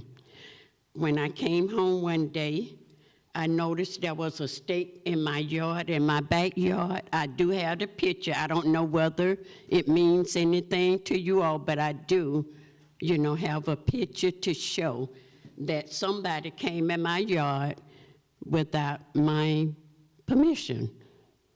And so I didn't think that was right, because I always hear, you go into somebody's yard, you need to get permission, Okay, anyway. My objection to them, I don't mind them building, but what I would like to know, would there be anything in between our houses and the buildings that they are gonna put back there? Yes. Like he already explained that. She explained that already. Yeah. I'm sorry. Okay, it's gonna put a Would you mind just re-explaining it really quickly? Yes. Like a block fence or something too. Yes. There'll be A wall. explain it again. It's gonna be put a wall. Bushes and trees. Okay, all right, I'm sorry. That's okay. I was Ma'am, so busy you trying to and- find my picture. I'm sorry. Yeah, yourself and the rest of the speakers here, you'd have not to worry. This is a quasi-judicial hearing, and your questions about the survey is on the record. So. It is. Thank you. You're welcome. Thank you all so much. Now the public hearing is closed. Does the board have any questions of the petitioner? Okay. Can I have a motion?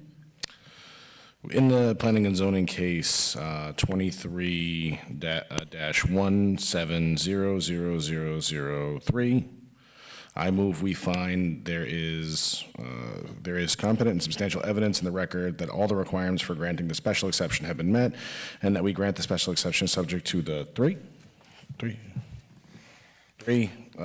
conditions requested by staff. It's only one? A second? Amending, that's only one apparently? It's just one, I apologize, one condition. It's been moved and seconded. Any further discussion from the board? I didn't hear who made the second. Excuse me? Oh, Mr. Bunn, thank you. Yeah. I'd just like to reiterate that I'm still very concerned that the industrial site is going to be, or the warehousing is going to be that close to the residential community. I just want to make Do you that have known. anything to say? Did you have your hand raised? No? Okay. Any further discussion or questions from the board? Call the roll, Martha, please. Richard Daly, No. James Bunn, No. Karen Berger, No. Charlotte Burry, Yes. Joe Zerkourzy, No. and Ray Lebomsky. I'm sorry, it failed.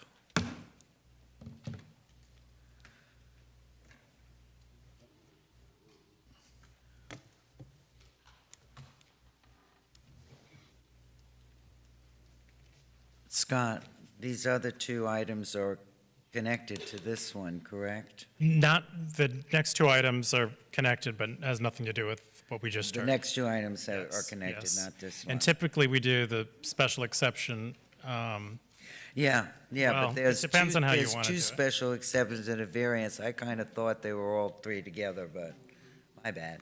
Oh, I see, yes. Okay, Paula, we now on item number 6, and state your name. You know the routine. Good evening. My name is Paula West. I am Principal and Senior Land Planner with Plan West. Address is 10152 Indiantown Road, Unit 159, Jupiter, Florida, for the record. Scott? Yes, thank you, Madam Chair. For the record, Scott Reale with Development Services, and in the case of, this is P&Z 23-1700004. The applicant landowner is requesting special exception approval as required by Section 155-4229B of the city's zoning code in order to utilize the subject property, which is zoned I-1X, for a waste-related service use that entails processing, crushing of clean concrete. The subject property is located on the south side of Northwest 21st Street and east of North Powerline Road. The subject property has one active business operating, which is sexually oriented and doing business as Gold Club. The applicant intends to use the property for an industrial tenant that will obtain concrete to process and crush and ultimately convert back into limestone-bearing ratio, which is LBR, material for construction. In addition to the special exception, the applicant must also obtain a variance for the proposed business.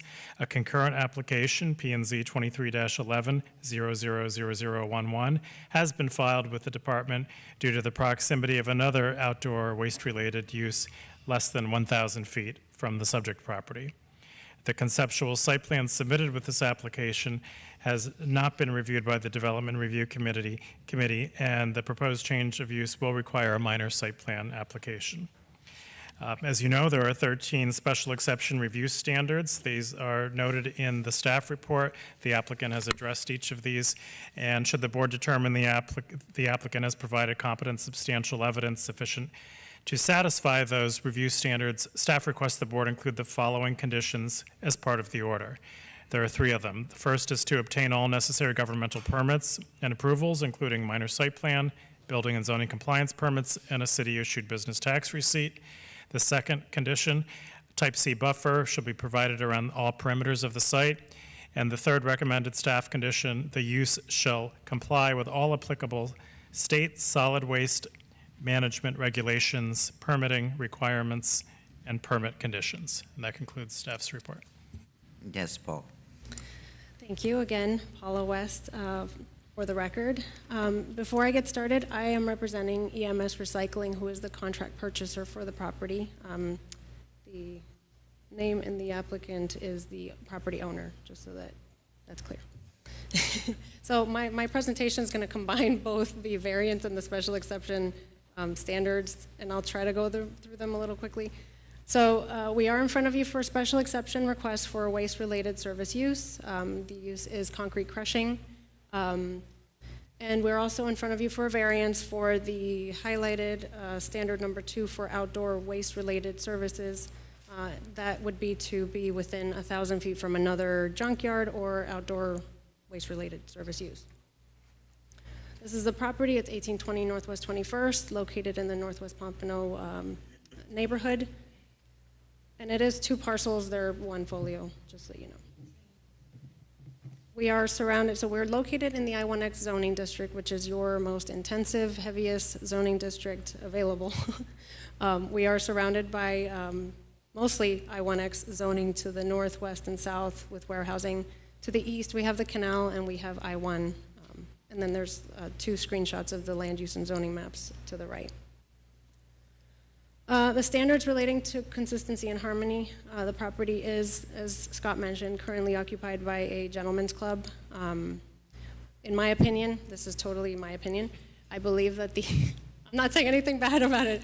I believe that there hasn't been a lot of success with the business that's there now, possibly because it's located in the most intensive industrial zoning district and because there's not a lot of visibility for it. Our use would then replace that with an industrial use. The proposed use is consistent with the land use and the zoning that it's located in. It's also proposing a use that's allowable in the comprehensive plan that's adopted, and we are in harmony with both the zoning purpose and intent, as well as the purpose and intent for the industrial-based zoning districts. So some background, the property is currently developed. We have several buildings on the property that are going to remain. Some of them are non-conforming to setbacks. Those are going to stay. They're lawfully existing non-conforming to those setbacks. The property actually went through site plan approval in 2010 for a previous gentleman's club.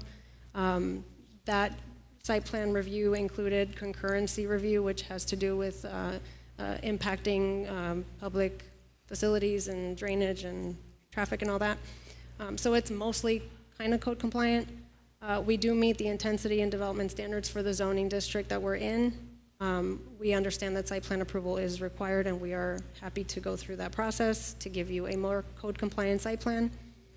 And the property and the use will comply with any additional conditions that are placed from this board or from the site plan approval process. With respect to the use-specific standards, those are in front of you. The code lists general standards that are applicable for any waste-related use, but there's also outdoor-related standards that are related to outdoor waste-related uses. And just some background on our use, we didn't find a clear definition in the code for what we would be considered. So, similar to the other request, we requested an interpretation or a zoning letter from the Development Services Department. And while they confirmed that the use is not clearly defined, they said you are most closely related to a waste-related use and therefore have to fall into those regulations and standards, which is why we're here. As I mentioned, minor site plan approval is required, which we're happy to go through. That typically includes reviews of concurrency and impacts to public facilities. Our proposed use is less intensive in traffic and public access than the one that is currently there. Our use is going to be using a concrete crushing machine that's going to be sitting in the middle of the property. Delivery of the concrete material is coming from Powerline Road, which is a 1,200-foot travel distance. We will be doing additional precautions to make sure that we don't have a lot of blow-away with the material. So we're going to be installing spray bars at the jaw chamber inlet and on the discharge of the product conveyor belt. We're also going to be hooking up a water tank to keep the dust level low while it's crushing, while the crushing is happening. The material is going to be sitting on piles on the property. Those are going to be either watered routinely, or we're going to have a tarp covering them to make sure that additional blow-away doesn't happen. And in addition to the required perimeter wall, we're going to be proposing to put a fence, a silt fence, to protect the canal. And then pertaining to the separation requirement, we don't believe that the separation requirement has anything to do with protection of property or improvements to the neighborhood or public health or safety or welfare.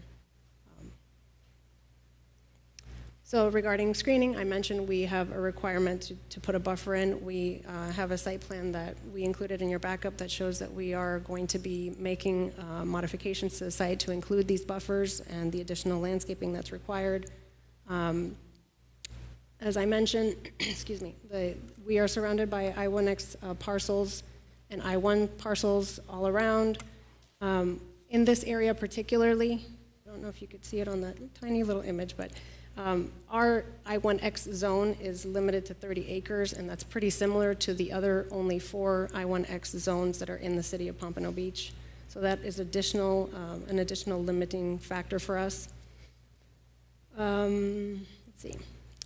To the extent of the east side of the property buffers a canal that's already buffering the use, and then across from that there's an enclosed building, and to the south is a vacant or underdeveloped lot. So that actually helps buffer the use from the east. So regarding need, in demolition you usually have 2 options with concrete. You either keep it or you throw it out, or you reuse it, which is not very common. Recycling in construction is not very common today, but with the growing knowledge and demand for sustainability to be included in business practices, concrete recycling is becoming more of a thing. Pompano is considered Broward County's largest industrial submarket, so this is the ideal location to continue that trend, specifically in your most intensive zoning district. And in your backup, you have articles that show that there is a need to start recycling concrete as opposed to throwing it out. Just out of one of the articles, the largest volume of building and construction waste currently comes from the demolition of buildings, with only 1/3 of construction waste being reused. And recycling concrete from demolition projects can also result in a cost savings from transportation and eliminates the cost of disposal, which is, I've heard, pretty significant. Of course, construction is not going anywhere. It's going to continue. And there are much tighter regulations on landfills now, so there has to be an alternative, and this is one of those. For the variance, particular to the extraordinary and exceptional conditions, Pompano, similar to many cities but not all, does not separate site from the use. You cannot just pull a business tax receipt and start doing concrete batch planting if you don't have the buffers, the landscaping, the parking, the lot size, and the right access to do that. So our particular extraordinary exception is the fact that not only is the use not defined, and now we are required to follow these regulations that are more for more intensive uses, but also we are tied to this 1,000-foot separation requirement from not only a similar possibly use, but also any outdoor waste transfer station or junkyard or anything that's waste related. Our impacts and our outdoor component are not comparable to any of those just waste related uses that are listed in front of you, and none of this is the fault of the owner. So without this, the interpretation of this use, of course, the use wouldn't even be allowed in the city. Imposing separation standards for an undefined or a similar use is limiting and restricting on us, particularly, as I mentioned, because there are 4 very similarly sized I-1X zones in the city. If not in these zones, then where can it go? I guess that's the biggest question. Oh, and I wanted to point out, as I was looking at the zoning code, a concrete batch plant, I don't believe is even required to go through a special exception because it's not considered a waste-related use, but they do have the 1,000-foot separation requirement from another concrete batch plant, not from a junkyard and a transfer station and all these other things. And that is actually more intensive than what we're proposing. The minimum necessary that we are required is less than 1,000 feet. I tried to get a distance measurement from the department, but I believe you guys were having trouble with your mapping software, so you couldn't really give me that. I believe there's a junkyard that's like 600 and something feet away from us, so it's less than 1,000 feet is the minimum necessary, especially in this super intensive zoning district. And again, we are going to be making plenty of site alterations to accommodate the use and provide a well-buffered property. This is the conceptual site plan in front of you. As Scott mentioned, it has not gone through DRC, but we understand we have to go through that, and we know that we're going to be required to do additional improvements. The buffers are added as much as we can because, as I mentioned, there are buildings there that are not going anywhere, and we do have the adequate number of parking spaces. And we did go ahead and hire a landscape architect to do the landscape plan for the proposed use. That concludes my presentation. Thank you. Okay. This is a public hearing. Is anyone in the audience wishing to speak on behalf of this request? Is there anyone in the audience to speak against this request?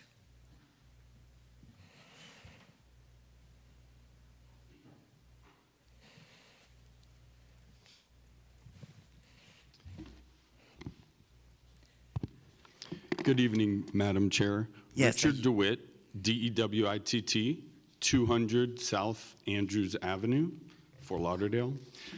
I represent Trax Joint Venture, Inc. They're the neighboring property owner. Paula, can you put up slide 3, just so I can orientate?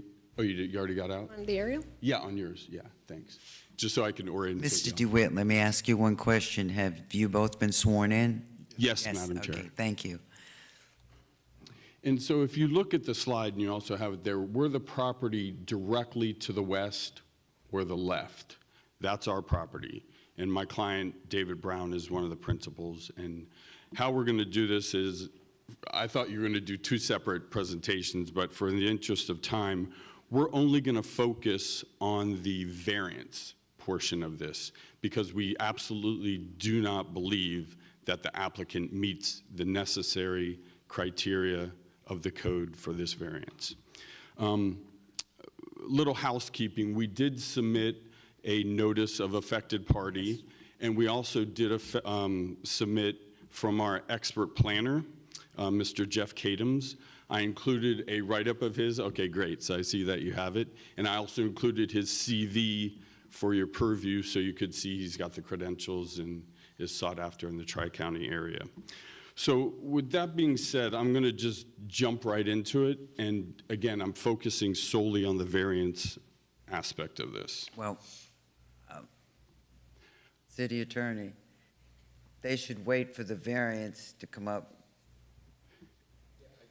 Yeah. I can absolutely do that. The reason I was saying is Paula addressed both at the same time, but whatever the chair's purview. Yeah, I think in order to keep the record straight, since this person likes records, that we do it when the variance comes up. Absolutely, perfect. Wonderful to hear from you. Absolutely, thank you. We'll see you in a Okay. minute. You're welcome. Madam Chair, I just wanted to ask one question. I wasn't sure if Paula is going to do if she's going to do both presentations. Okay, so. Did. So there's going to be, and again, as you may remember, we have had these issues Yes, we have. before. And so if she's going to give both presentations, and then it will give a chance at that point in time for Mr. DeWitt to come forward, address the one when we get ready to vote. For purposes of record and making sure it's clean and clear, we'll have to make sure that's done at that time. So Paula, is that the way you want to do it?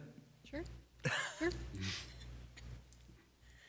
So we vote on the special exception first. Well, no, we're just talking about presentations alone, because I'm not sure, she's sort of, I'm assuming she's weaved in elements. Yes, she has. I'm pretty sure. So that being the case, she would present all that she's going to present, so there won't be any issues at that point in time. And at that point in time, when the chair. At the end, we vote on each one separately.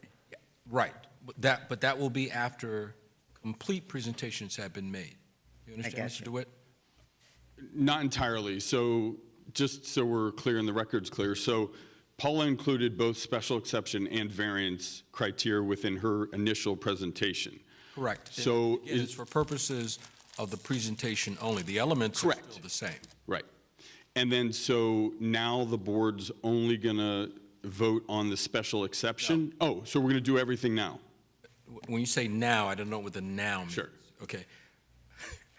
The presentation that she just made, I'm not sure, I was asking the question, whether or not she has weaved in all of those considerations. Yes. And as a result, will not be making another presentation. I will include this presentation in for the record. Okay. Okay. Now, beyond that, as we've had these issues before, I'm not sure if staff intended to do something very similar or to make.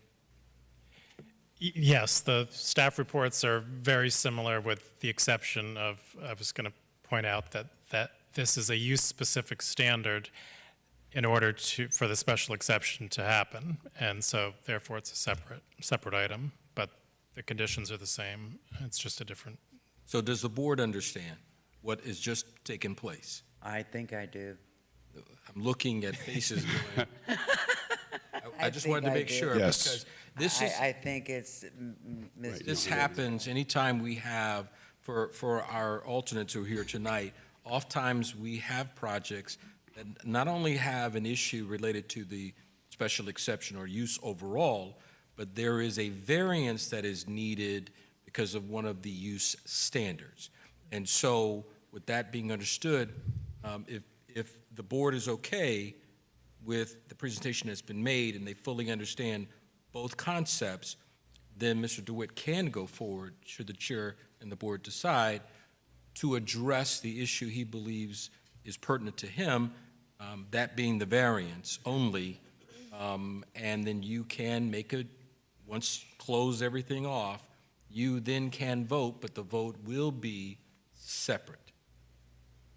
Vote will be what? Separate, meaning you will have. Yeah, that's what I thought I Yes. said before. Yes, you That did. we I vote just on them separately. wanted to make sure we were all clear about the record that has already occurred and about to occur. Right. So I guess since Ms. Paula has combined them, I guess it's your turn, Mr. DeWitt. Thank you, Madam Chair. And just point of clarification, Mr. Saunders, that I'm not sure if staff did address the criteria or the standards for variance yet. I know you addressed just a special exception, but was that explained to the board? Well, the variance is P&Z number 2311000011, and that is, the variance standards are different than a special exception, of course. This is one of the use-specific standards that is required for the use to occur. So without this variance, you can't really have the special exception. But the conditions, the staff report are essentially the same. There's just different review criteria.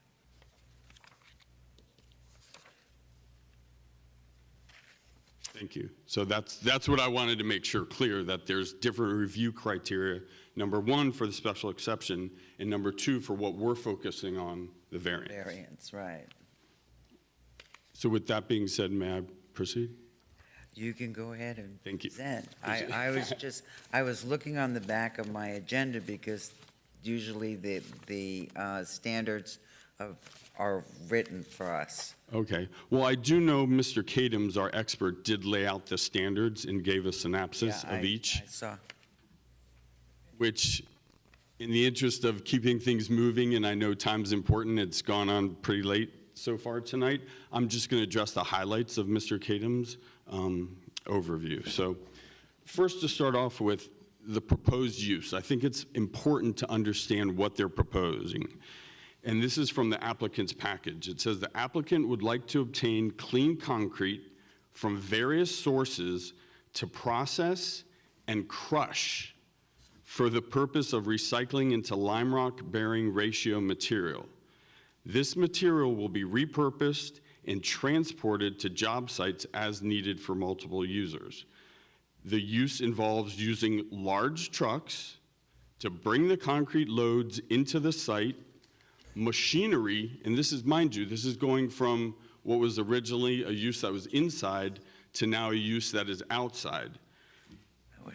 Using machinery for crushing and the LBR material lime rock bearing ratio, material will sit on piles outside. And then once a request is made, so we're not sure when, but once a request is made for the materials to be used at a job site, trucks once again will transport the material to the end user customer. Now the variance focuses on one particular sentence.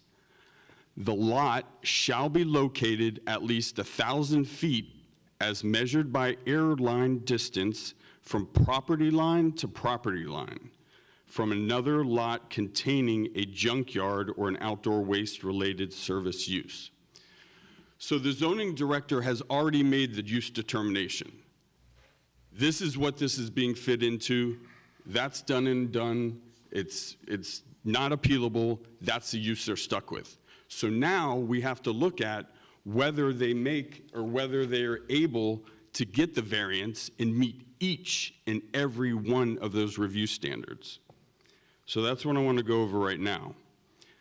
So the crux of the petitioner's variance justification, why they're saying this is needed, they focus solely on that their use is not specifically listed in the zoning regulations as a waste-related service use, and it is not sufficiently similar to such uses. But again, that's not the review criteria. And they're saying for that reason, the distance separation requirement between such uses should not apply. Well, that's the reason for variances. It should apply. They're stuck with that use. So the matter before you today is not a determination, like I said, of the proper use classification. That's done and over.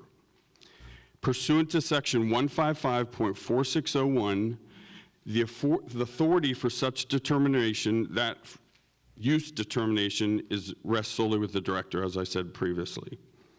So it's our position that they have not met the burden of proof for the granting of this variance. Now, section 155.2420 says, and I quote, "A variance application shall be approved only on a finding that there's competent substantial evidence in the record that each and every one of the following standards listed and evaluated below are met."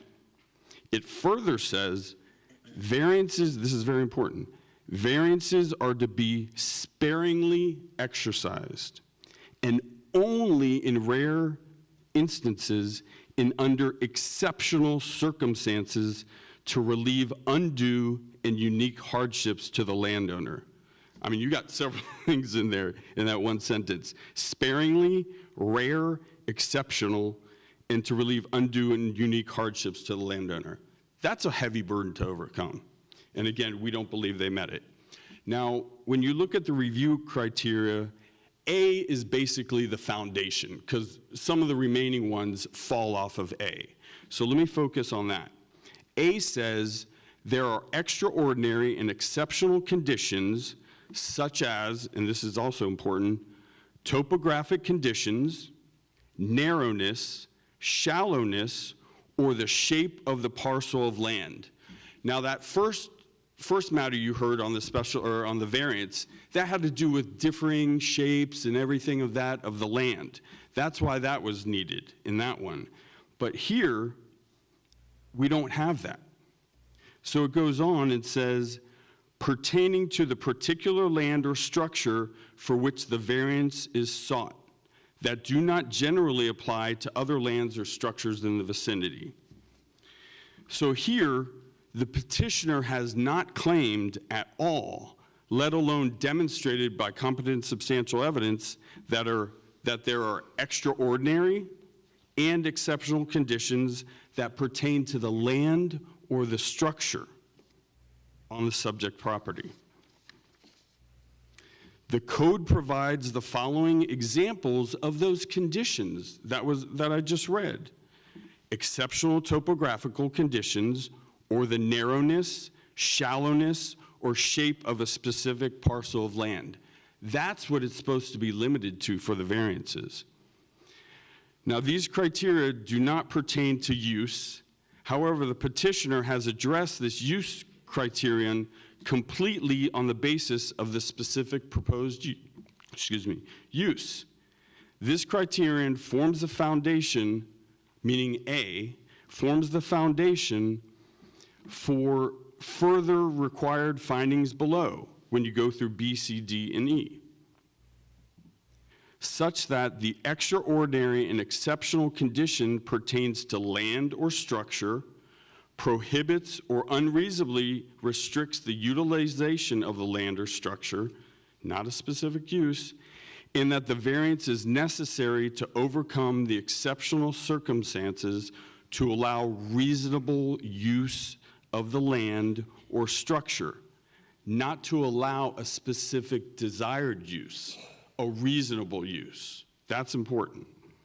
So it's our position that petitioner has failed to satisfy A, which is again the foundation for all the rest. And given the foundation stature of this requirement, they can additionally cannot satisfy the requirements of B, C, D, and E. So I'm not going to waste the board's time in going through B, C, D, and E, because again, it's the foundational A. If you don't have A, you're done. So let me move on to F. The variance is in harmony with the general purpose and intent of this code and preserves its spirit. Section 115.1103, general purpose and intent, states the general purpose and intent of the code. The petition for variance lists intent statements that it claims the request is in harmony with, but they don't provide, they just say it's in harmony. They don't provide anything else. There's no competent substantial evidence or any analysis of how it's in harmony with the intent. So it's just a blanket statement. Now G, the variance would not adversely affect the health or safety of persons residing or working in the neighborhood, be injurious to property or improvements in the neighborhood, or otherwise be detrimental to the public welfare. Now, I'm going to bring Mr. Brown up here to talk about the issues as the property owner that this potential granting of this variance would directly have not only on him as a property owner, but also on his tenants. But before I go there, I just want to give you this standard. The minimum required 1,000-foot distance separation between outdoor waste service uses is designed, specifically designed, to prevent a concentration of uses within the I-1X district for the benefit of the public welfare. That's why it's there. The petitioner merely states that the required distance separation does not prevent detriments to the public welfare. Once again, they just have that blanket statement, and there's no substantial competent evidence to back it up. That reducing the separation between the two such uses from at least 1,000 feet to only 620 feet is not detrimental to the public welfare. Again, the petitioner has failed to satisfy that requirement. So with that being said, I'm going to turn it over now, Madam Chair, with your blessing to my client, David. Certainly. Good morning, or good afternoon, good evening, Madam Chair. I appreciate you guys taking the time to listen today. You state your David name and Brown, address. BROWNE, 587 Cardinal Avenue, Boca Raton, Florida. Yes, we've owned this property for 40 years. Been built by our family. This isn't, not to be rude, but I can't believe I'm going to say I'd rather have a strip joint there than a concrete crushing plant. I know Paula said that it's 600 feet. It's probably 200 feet from a disposal plant across the street from our property. I mean, literally directly across the street. We have huge trucks out there daily dumping off waste, dumping off metals. You know, it's already, the road is already very, very congested. The lot that they're speaking of is very narrow and deep. So to put a concrete crushing facility there would be detrimental to my property and, more importantly, to my tenants who have been there for 15, 20 years. I've got guys in there who are, you know, window and glass makers. I've got custom Harley and motorcycle builders. I've got contractors. The dust would be incredible. Now, I know when you put it on paper, it sounds real pretty and real nice, like, oh, it's gonna be, it's concrete crushing, clean concrete. Anybody ever seen clean concrete? It's not gonna be clean concrete. I mean, when it's on paper, it looks real nice, but I've been there, I've seen these things. They're very, very tough on the existing property and everybody around them. Talk about the, prevailing easterly winds. The amount of dust that will be all on our property and our tenants, our air conditioning units, all our tenants, we have outside storage, their product in the yard. I mean, I just leased a space, and God is my witness. The guy said to me, "How is the dust around here?" And I said, "Oh, there's no dust at all. It's not a problem at all." He goes, "Because I'm very particular about my material in my yard." This was 2 days ago, literally. So it would be devastating to our property. And we've been there a long time. The existing owner next to us, don't know the gentleman. I'm sure he's a great guy. And one thing I do not want to do is hinder business. But when it starts to affect my business, and more importantly, my tenants' businesses, that becomes an issue. And I've got to stand up and say something. I mean, God bless them. If they want to have a strip joint there, great. That doesn't really affect us. Only in our cameras when we see people come into the park at 3 o'clock in the morning, and I don't even know, whatever happens there. But that doesn't hurt our business park. If I were to tell my tenants that this was coming in, it'd be very tough for them to renew their leases with me. They'd go someplace else.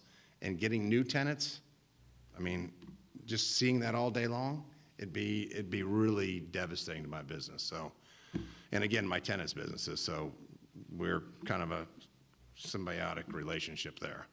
So I would hope that you would consider this and, make your best decision. And I would say, I didn't know you guys were volunteers, so I appreciate the fact that you guys are doing this. Thank you. Thank you. And then just to recap, so Mr. Brown was addressing review criteria G, and that's where all those statements come in, and that's why they're there. So again, that's his testimony is competent substantial evidence as to that particular G, which should be considered. And then the final one, H, the variance is consistent with the comprehensive plan. Now, the petitioner cited a handful of comprehensive plan policies and stated that the requested variance is consistent with them, but again, with zero analysis. The listed policies are general and do not have clear applicability to the variance that's been requested here, the distance separation. And so once again, it is our position, also our expert planner's position, Jeff Kadams, that's part of your backup material, that the applicant does not meet each and every one of the review criteria. I thank you for your time, and I hope that you deny this variance application. Thank you. And we're available for any questions. Thank you. Paula? I just wanted to respond to just very small responses to a couple of things that Mr. DeWitt brought up. Because we're asking for both the special exception and the variance proves that you can't have one without the other. And that's the point that we're trying to make, is you can't exist as a special exception use in our case without this 1,000-foot requirement. And you can't have the variance approval without the special exception use being allowed. So again, the code has to demand these site conditions, these site locations that go along with the use. With respect to the code examples that he mentioned that are listed in the variance criteria, those examples are not the only things that can come before you to request a variance. This is not the first request for a separation, distance separation variance. There have been many before you, and there have been many granted. I do know that as a prior public planner. The last thing I wanted to point out is I made no blanket statements in my justification with respect to the comprehensive plan. The consistency with the comprehensive plan is it in the right land use, and is it permitted in the adopted comprehensive plan, both of which are yes. That's all I wanted to add. Sure. This is the contract buyer. Good evening. My name is Raul Scherer. Scherrer. I understand the concern of the... Your address, please. Yeah, I understand the concern of the gentleman. Oh, my address, I'm sorry, 425 Northeast 42nd Street, Boca Raton, Florida. Thank you. I'm basically, I have another property. I'm his neighbor. I just bought it 2 years ago. And matter of fact, his trucks coming in and out of my yard, and I never complain about it, because he does have a big EMS trucks that come with metals, destroying the front of my yard. I never complain about it. But the reason of this crushed concrete, because I'm a site developer, and I do most of these crushed concrete and I reuse on my properties, because this material is not going to be sitting on these properties all the time, because we're going to do the crushing and we're going to reuse them as we need it. We have right now 7 pieces of property that we need this crushed concrete. They approved by DOT, they approved by the engineers. We can use them for the LBR and also for the lime rock. And the goal here also is concerned about his neighbors. As we grow, we never know. I would love to buy his piece of property. If he's concerned about maybe in the future, I know it's been 40 years, if he give the opportunity for us to do this and let us grow, and you never know, that's my goal for the future. And I appreciate if they can take that in consideration, because I'm not here to hurt his business. Anything that I can do because I have my equipment and I have my trucks, anything that I can do to make the best neighbors possible, I will do it. Anything that is bother them, I will be there for them. I just want to have the opportunity to have this process. I know it's not going to be a nightmare, because I've been doing this for many years as a site developer. And I just appreciate if I can have this opportunity and do this type of business on this property. Thank you very much. Thank you. Any questions from the board? Yeah, over here, thank you, Chair. No, public? I'm going to ask the board first. Go ahead. Thank you. Paula, how do you guys intend to reduce the dust again? Can you just go back over that one more time for me? Let me go back to that slide.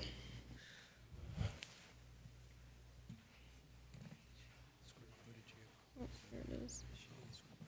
So, as required by code, but also as part of the design, we are going to be installing a concrete wall around the property, with it in addition to the required buffers.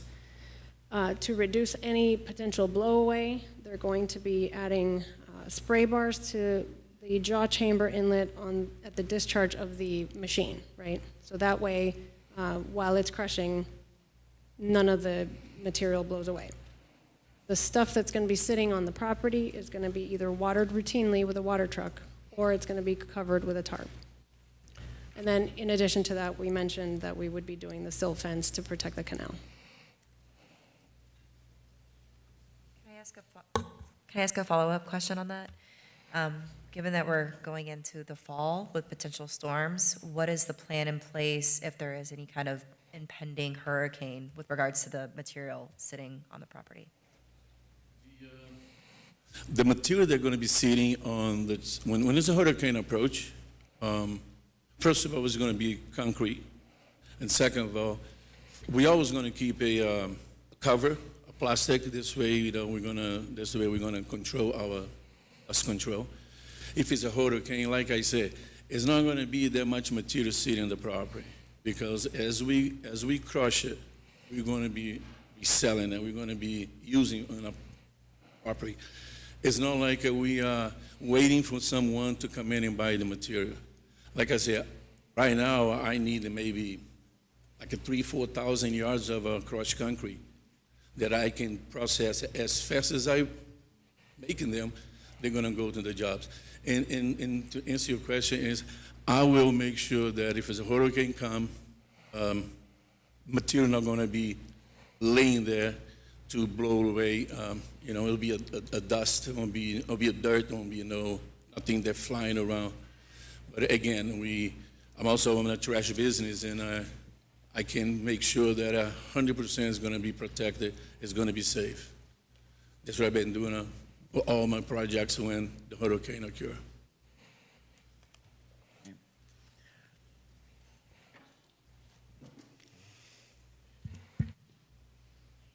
Good evening. My name is Tatiana Gallardo, last name spelled Gallardo.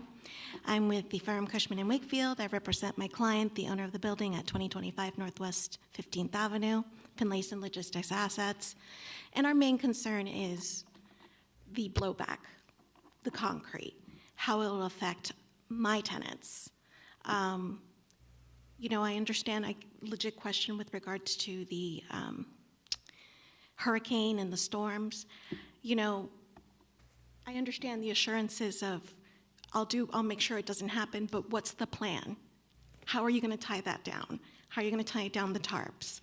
I've been a property manager for 20 years. You have to have a plan in place. And I haven't heard of any kind of plan with regards to that. And also the blowback. I have tenants. It's a flex space, so it's half office, half industrial. They have secretaries, they have office managers.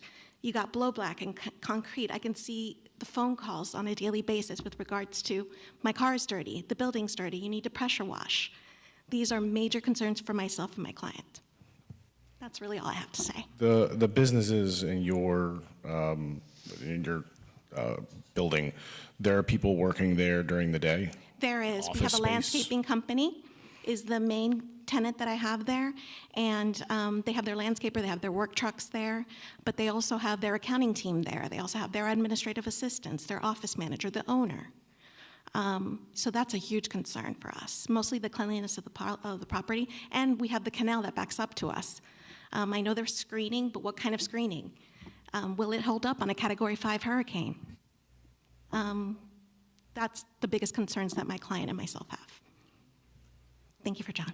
Thank you. Sorry, can I just ask a quick question? What? Where- Oh, yeah, ma'am. Property that you're representing, where is that nearby? 2025 Northwest 15th Avenue. Can you do your best to let us know on the map where it is? Yeah. I On don't the- think yeah, on the it's screen. I don't think it is, because this is, so you got 18th Avenue here. See it, so you Right. can't ask me. You see it? Oh, this is No. gonna be a Chinese fire drill.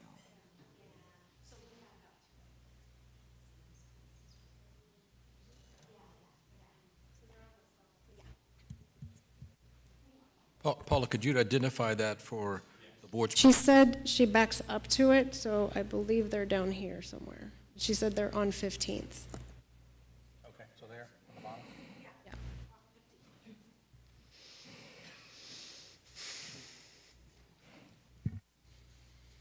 Madam Chair, can I say one more thing, please? May I say one more thing, Madam Chair? Yes, go ahead. I forgot one of the most important things as well is just the noise. The noise in the entire area. I mean, this place backs up right to my tenants. The noise of crushing concrete all day long, you can only imagine.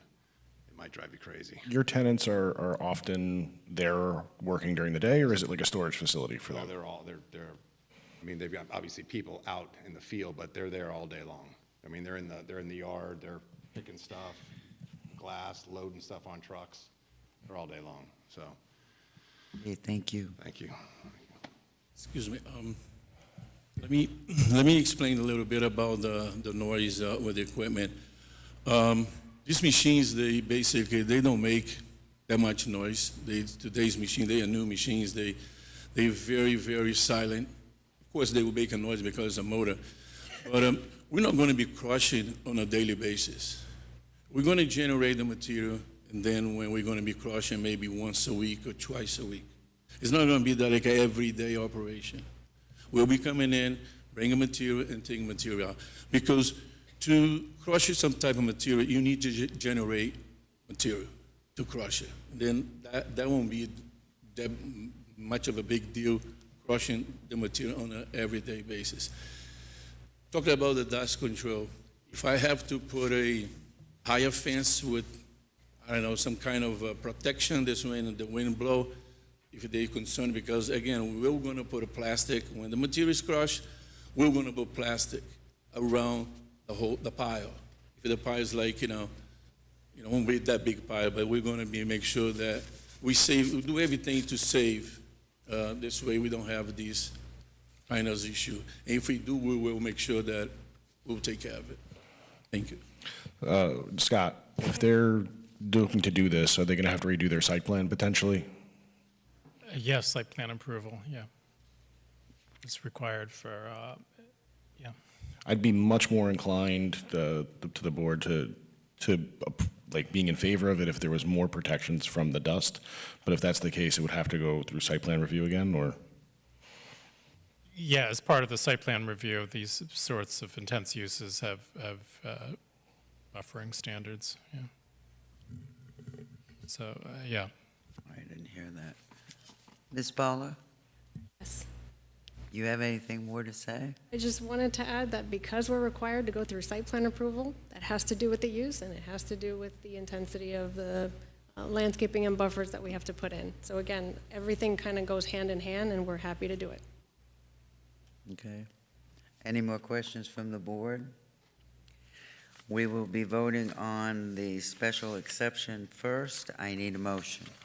Before you do that, Madam Chair, again, although there's been much discussion tonight, I think it's very important that the board understand what is before you, because we are doing special exception and variance, and there's been lots of, at least by Mr. DeWitt, and when he talked about his comments, those comments he labeled as directed solely to the variance.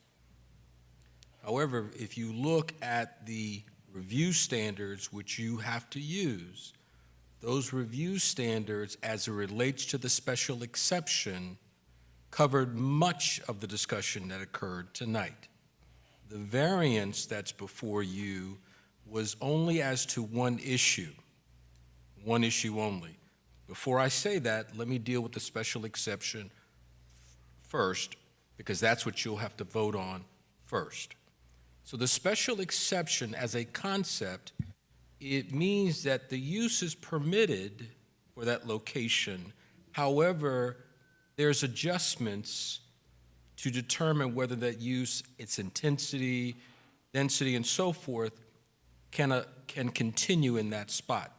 That's why you have, if you look at your review standards talk about first being consistent with the comp plan, complying with the applicable zoning district standards, complying with all use-specific standards, avoiding the overburdening the availability and capacity of existing public facilities and services, and goes through a list of what those facilities and services are. Is it appropriate for its location and it's compatible with the general character of the neighboring lands and the uses permitted in that zoning district? Does it avoid significant adverse odor, noise, glare, vibrations, impacts on surrounding lands? Does it adequately screen, buffer, and otherwise minimize adverse visual impacts? Does it avoid significant deterioration of water and air resources, scenic resources, and other natural resources? Does it maintain safe and convenient ingress and egress and traffic flow onto and through the site? Does it allow for protection of property values and ability of neighboring lands to develop uses? Does it fulfill a demonstrated need for the public convenience and service?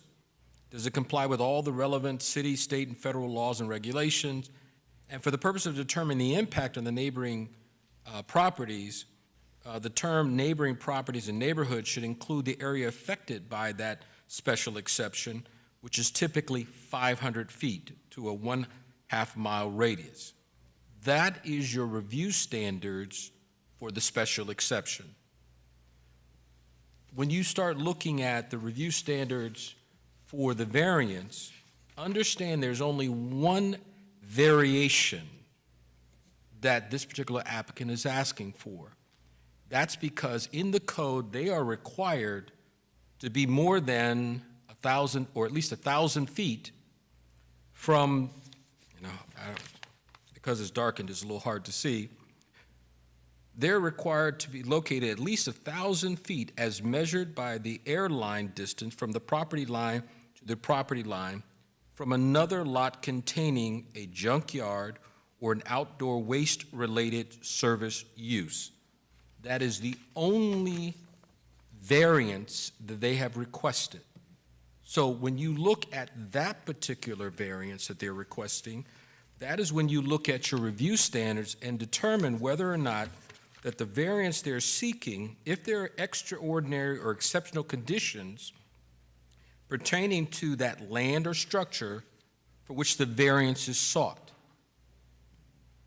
And again, the variance they're asking for is to be less than that 1,000 feet.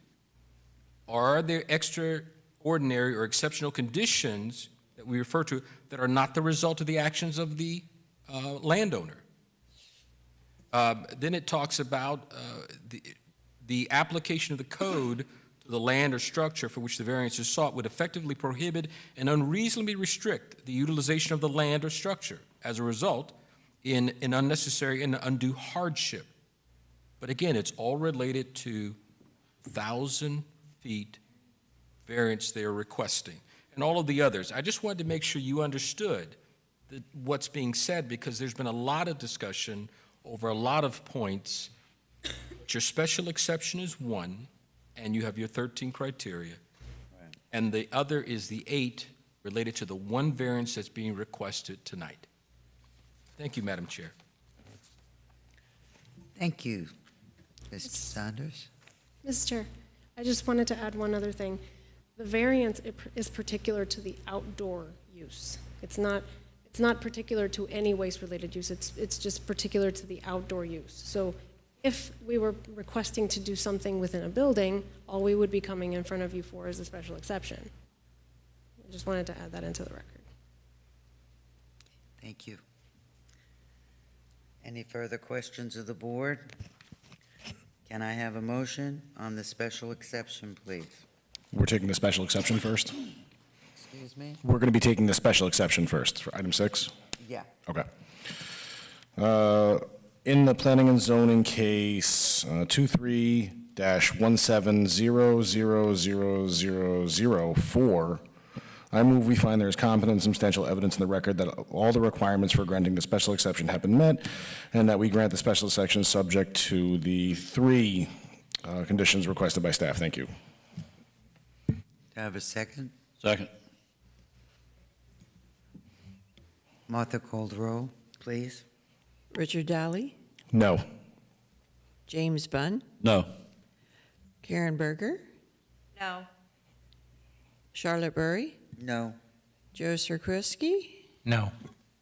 and Ray Labumsky. Okay, now I need a motion for the variance.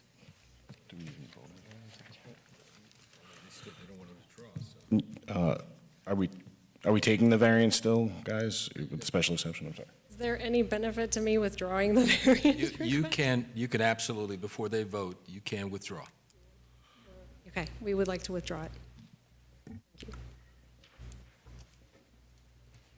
Madam Chair, that would conclude the variance. They are withdrawing their variance. They're withdrawing the variance? That's correct.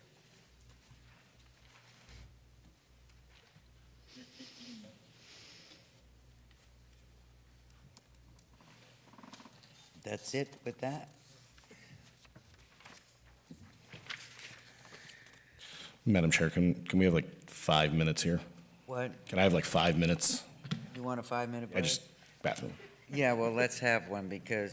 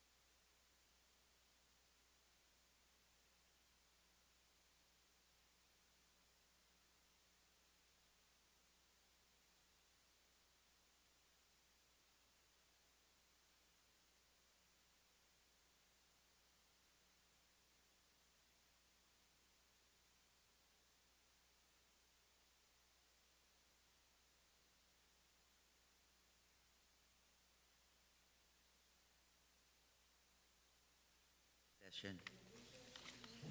Item number 8, a variance by the Sands Harbor Resort. And I know you've been here all night, so you've been sworn in, right? Yes.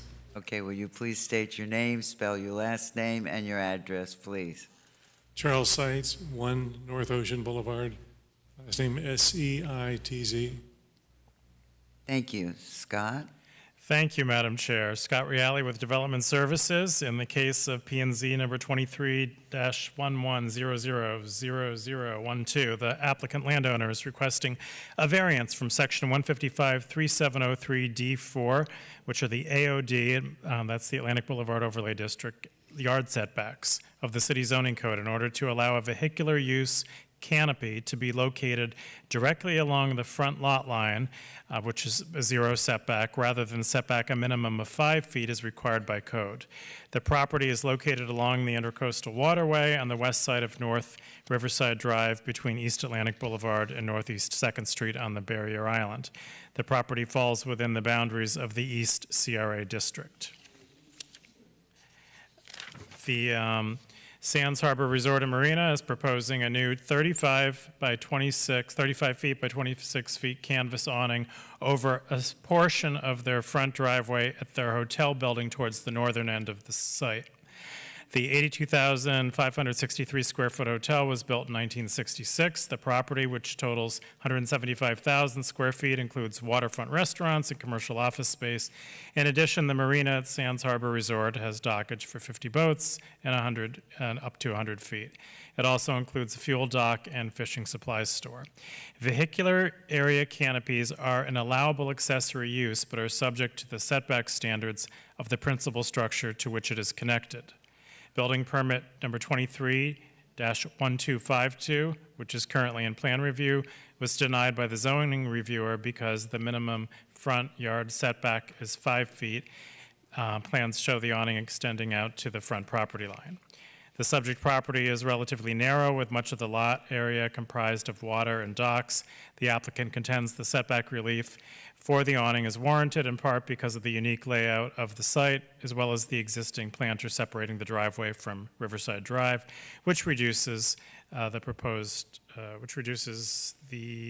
proposed protective canopy by 2 feet on the east side, and could otherwise expose visitors to rain when entering and exiting their vehicles. The applicant states that despite a 0-foot setback, the canopy will not negatively impact or affect site visibility. Staff does not object and finds the requested relief to be minimal in nature and is appropriate in order for the site to be renovated in a manner that is consistent with established planning and design principles. The 8 review standards for a variance are included in the staff report, and should the board determine that the applicant has provided competent substantial evidence to satisfy those review standards, staff recommends the board include the following 2 conditions as part of the order. The first is to obtain all necessary governmental permits and approvals, including building and zoning compliance permits, and the second recommended staff condition is substantial conformance to the plan submitted with building permit 23-1252. That concludes staff's report. Thank you. Mr. Tides? Yes, I'm the former president of Sands Harbor for 35 years, and I'm here tonight representing the new owners. They're relatively new, about 5 years, Hank and Brandon Freed, who are renovating the entire property. And as part of this renovation, they've just finished the lobby, and they're wanting to do a canopy over the front driveway where the valet parking would take place. And there's a photograph, as they say, a photograph worth 1,000 words. There's a photograph in your packet that you'll see, and it shows the front driveway, which has just recently been redone with pavers. And what's unique is that our building goes east to west, and all the other buildings along Riverside Drive in typical go north-south. So the building extends very close to the Riverside Drive, and the property line actually goes through that planter that divides, it's the barrier between the driveway and the Riverside Drive. Now, if we honor the 5-foot setback, that puts the poles for the canopy down into the driveway itself, and shortens the canopy about 2 or 3 feet. And as you would have 2 cars there, you see in your picture there's 1 car. If you can imagine the car going the other direction, what will end up happening is the guy coming to his car will be right there as the rain's coming off the end of the canopy. So what we're trying to do is have the canopy go across the entire driveway, the support column poles going right into the planter there. And so it'll look like it was designed that way and not just as an add-on. But our biggest concern is we're wanting to be able to get our customers in and out of their cars under the canopy without being the rain on them as currently is going on. Madam Chair, I have just one question, really quick, if that's okay. What? I just have one question, really quick. Go ahead. We brought up hurricane preparedness earlier. I'm presuming that this canopy will be able to be taken down or will be hurricane resistant or some capacity? We're kind of used to that in that there are the canopies on the patio restaurant, and typically we take the cover off and leave the support columns. Perfect. That's suitable for me. Thank you. Well, this is a public hearing. Does anyone in the audience wish to talk in favor of this? In favor of? You have a general question? Yes, ma'am. Come on up.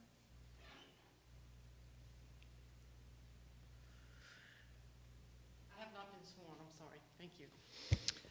Okay, do you swear or affirm that the evidence that you're about to give will be the truth, the whole truth, and nothing but the truth? Yes, I do. Thank you. Hi, good evening. My name is Nancy. My last name is Kirsch, Kirsch. I live at 299 North Riverside Drive, Pompano Beach, 33062. Good evening to you all. Thank you for your time. I live right down the street. I'm in the Seville House, which is... Oh, yeah. Yeah, okay. So thank you for explaining it. There's been some concerns at our building, and... You speak into the microphone, please. Can you hear me? Can't hear Thank you. So I understand that they want to put a canopy there. There's a section of planting now, landscaping, directly in front of the hotel itself. Yes. Correct? You follow me? Will that landscaping remain there? Oh, yeah, absolutely. In fact, we just recently redid that.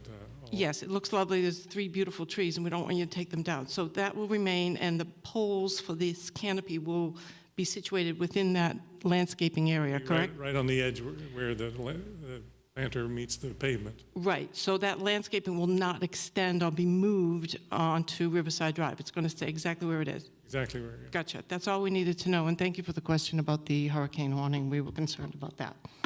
You're very welcome. Good night, thank you. Question? Yes, sir. Are we talking about the front entrance or the side entrance? Well, it would be the front entrance, right going into the lobby. I've always gone in the lobby the side way. You know, No, there's a front entrance. You're thinking Go of through the side- lobby, and side then there's a entrance. side entrance where you come from the parking lot. That's why I'm talking the front entrance. Yeah. front entrance. Yeah. It's all just been redone, and as you can see in the picture with pavers and the lobby, gorgeous. I'll have to go back down there and see it. Is there any other board questions? Can I have a motion, please? I'd like to make a motion. Looks like the side of us. In the planning zoning case 23-11000012, I move we find there's competent and substantial evidence in the record that all requirements for granting the variance have been met, and that we grant the variance subject to the 2 conditions requested by staff. I got it that time. Second. Okay, it's been moved and seconded. Call the vote, the roll. Okay, Richard Daly, Yes. Joe Zaragoza, Yes. Karen Berger, Yes. James Bunn, Yes. Charlotte Burry, Yes. Ray Lebomsky. Yes.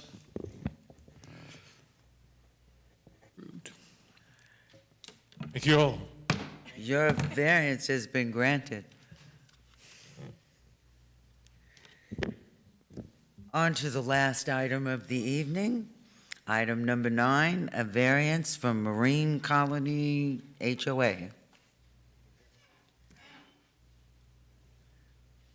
And do we or don't we have anybody here for it? You're up next. I do say, Mario, since you're the only one there, do you want we to? have a no-show, or did they leave, or what? Is that what you were here for tonight, Mario? No? Well, I don't know. Are there? Waiting to hear those famous words. what, yeah. Madam Chair, But I've got to do something with this item first. Madam Chair, Yes. it's my understanding procedurally that individuals that don't show, the item is postponed? Yes, that's what I figured. to the So next- Our next next month's- Do we need a motion to table it? Yes, To postpone it to to our a date next- certain. Okay. Yeah. I make that motion. So moved.